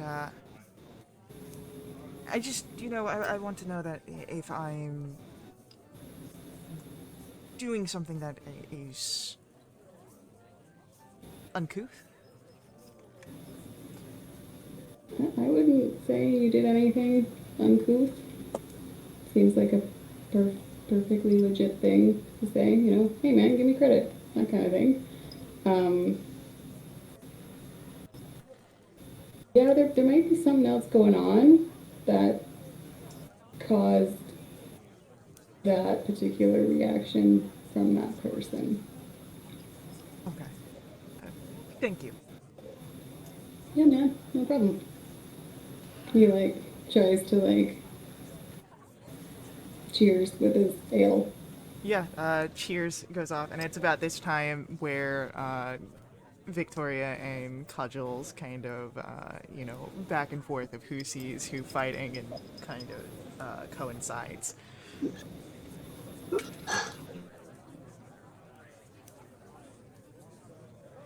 You're being pretty quiet, Hugh. Hugh is just kind of, he's not quite sure what to make. Cudgel, and so he's being just kind of quietly observing things. Drinking his beer, mad dogging the dwarf.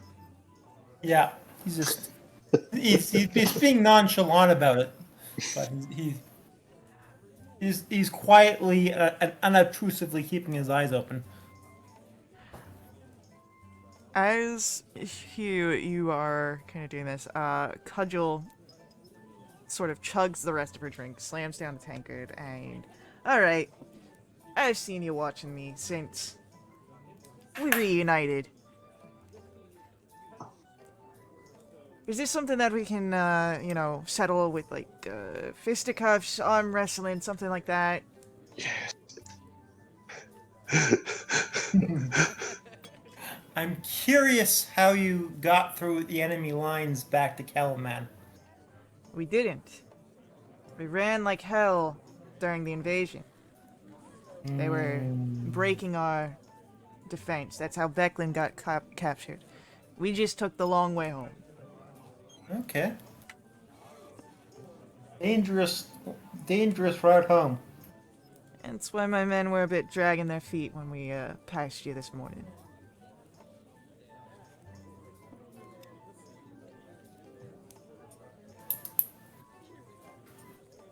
Well, fair enough.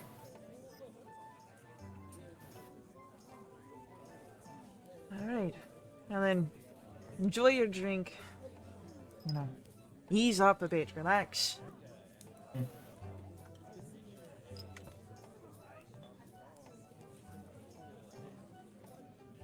I mean, if my lady friend is actually running a brothel, I can see if there's space for you there, Hugh.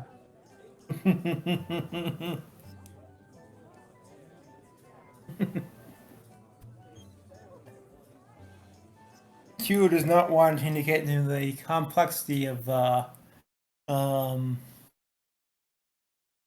noble courtships and expectations of behavior. Humans and city folk just always making everything so complicated. I mean, if you've got someone who's running a brothel, you might want to let me know. Who was that? Cudgel? That was Cudgel. I'll keep you in mind, yeah. Appreciate it.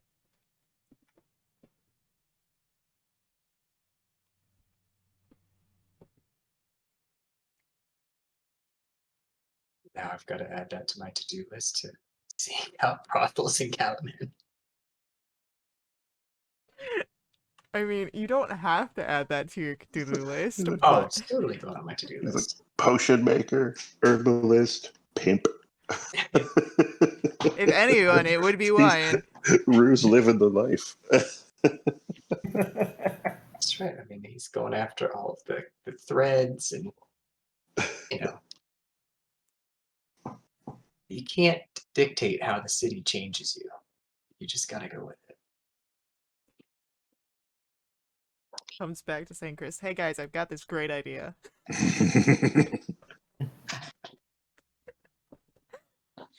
Oh my goodness. So, um, Yeah, is there anything else that you guys seek with the reunion of Cudgel Iron Smile here with you all present? Any downtime activities or conversations with your companions this evening? No, I don't think so.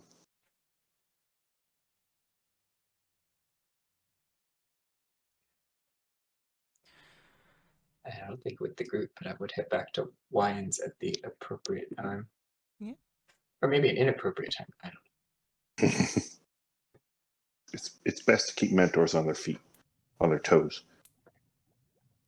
So, You don't want them to get too uppity.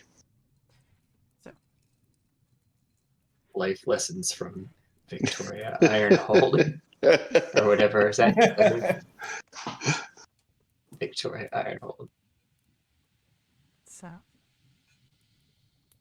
as it gets closer to sundown, you kind of wait anxiously as the rest of your companions enjoy their evening at the Steady Beacon before eventually making their way back to Castle Calamon. Rue, you have prior engagements. You return hours after you had last been at Wyans Apothecary. You knock 5 times. Yeah, I've knocked it 5 times because I'm afraid like any other number of times and the door's gonna like blow up in my face. As you knock, the door you hear unlocks. And you are able to open it as you normally do.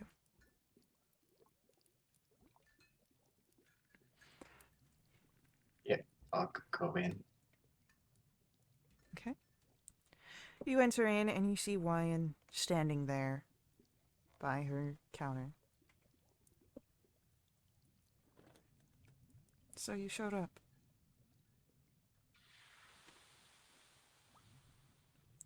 Come with me. And she takes you into the back rooms. And you see here a more specialized room, more occult, more suited to her own practices. And she has a paper that is set aside on a table that has arcane runes and circles and different sort of things that you really just don't understand. I expected that look on your face. But sit. I will do my best to explain. Yeah, Rue sits. This is a more simple spell. Not the simplest, but it should not be, if you have the mind of it, terribly hard to grasp.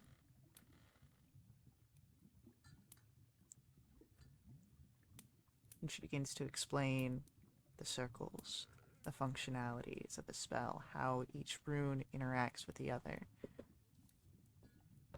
And as she explains with each part, she instructs you on how to copy it into the book that you had recently purchased.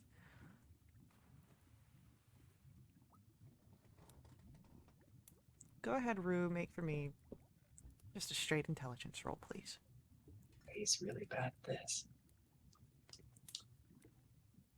And he gets a completely average 10. While you're able to copy down to the best of your capability what Wyan is pointing out to you, it doesn't seem to unlock or manifest any sort of magical natures in you, even after the hours you spend trying to sink in and deep and understand everything that she is explaining.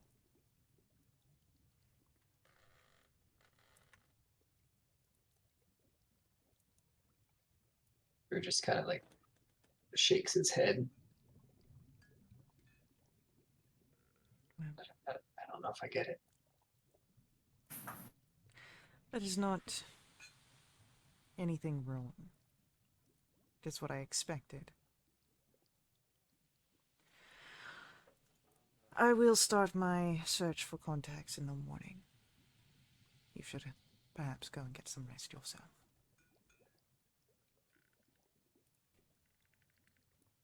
Keep the book. Use it. It may perhaps prove you some good worth to take note of the dreams that you have. Write them down. Help process them. Make sense of a mind turned by the chaos of magic.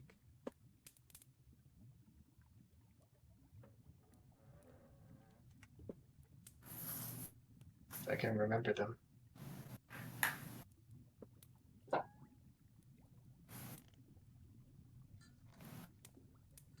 Rue's like imagining that he's probably gonna have to draw like pictures and stick figures and stuff. So,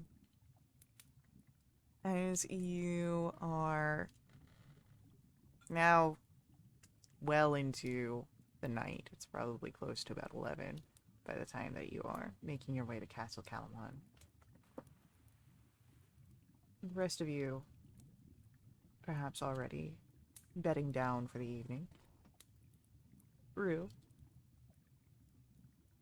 you notice a figure sneaking through the main room as you enter into the 4th floor. Small, furry, and four-legged. As you see a cat.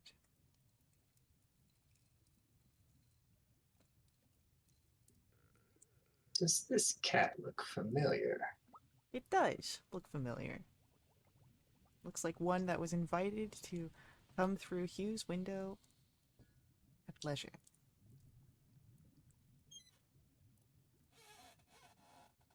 Who is going to try and talk to the cat with his, I don't know, talk with animals trait? Okay. What do you say? Hello, cat. Cat stops. Kind of gets low to the ground as if it might run off. Rue gets low to the ground too. Kind of mimics its body language, but not in like an aggressive way. Give me an animal handling check. 11. The cat kind of slinks off a bit, but still kind of watches you.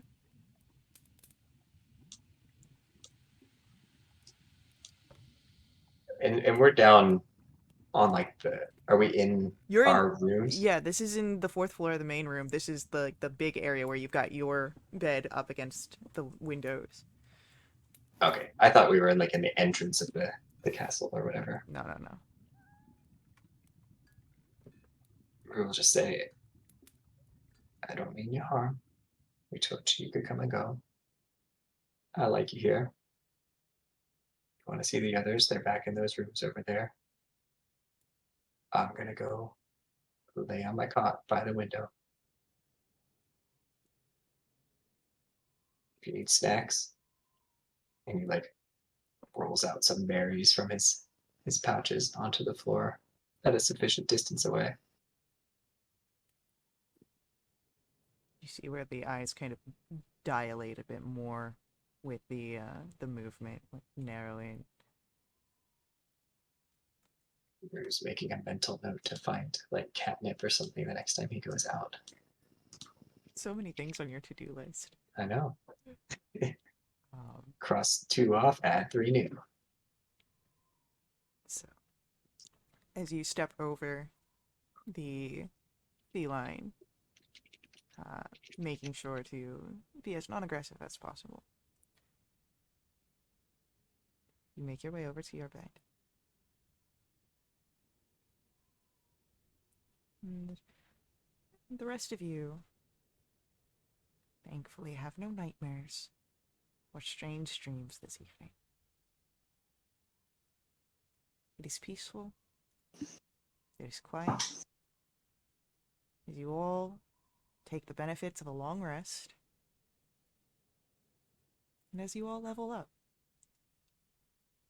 And it is on a level up to level 5 that we will end our session. So, thank you to our players for playing. I hope you guys enjoyed. Thank you to our viewers for viewing. I hope you guys enjoyed. I will see you all in the next stream. But until then, head over to wildwitch.com. Check us out there. That's WILDEWITCH.com. It's got all the fun things that we've got going on, all the ways that you can find us on the internet, including the invite link to our Discord to join us. Hang out, jump in a game yourself. While you're on the internet, we also have Sirenscape. Sirenscape provides all of our background music, our ambiance, our sad trombone played during dramatically appropriate times. You can check out all that this cool tool can do for you and your table by heading over to their website, sirenscape.com, and checking them out there. And as always, may the ever-burning light forever guide your steps. Laters.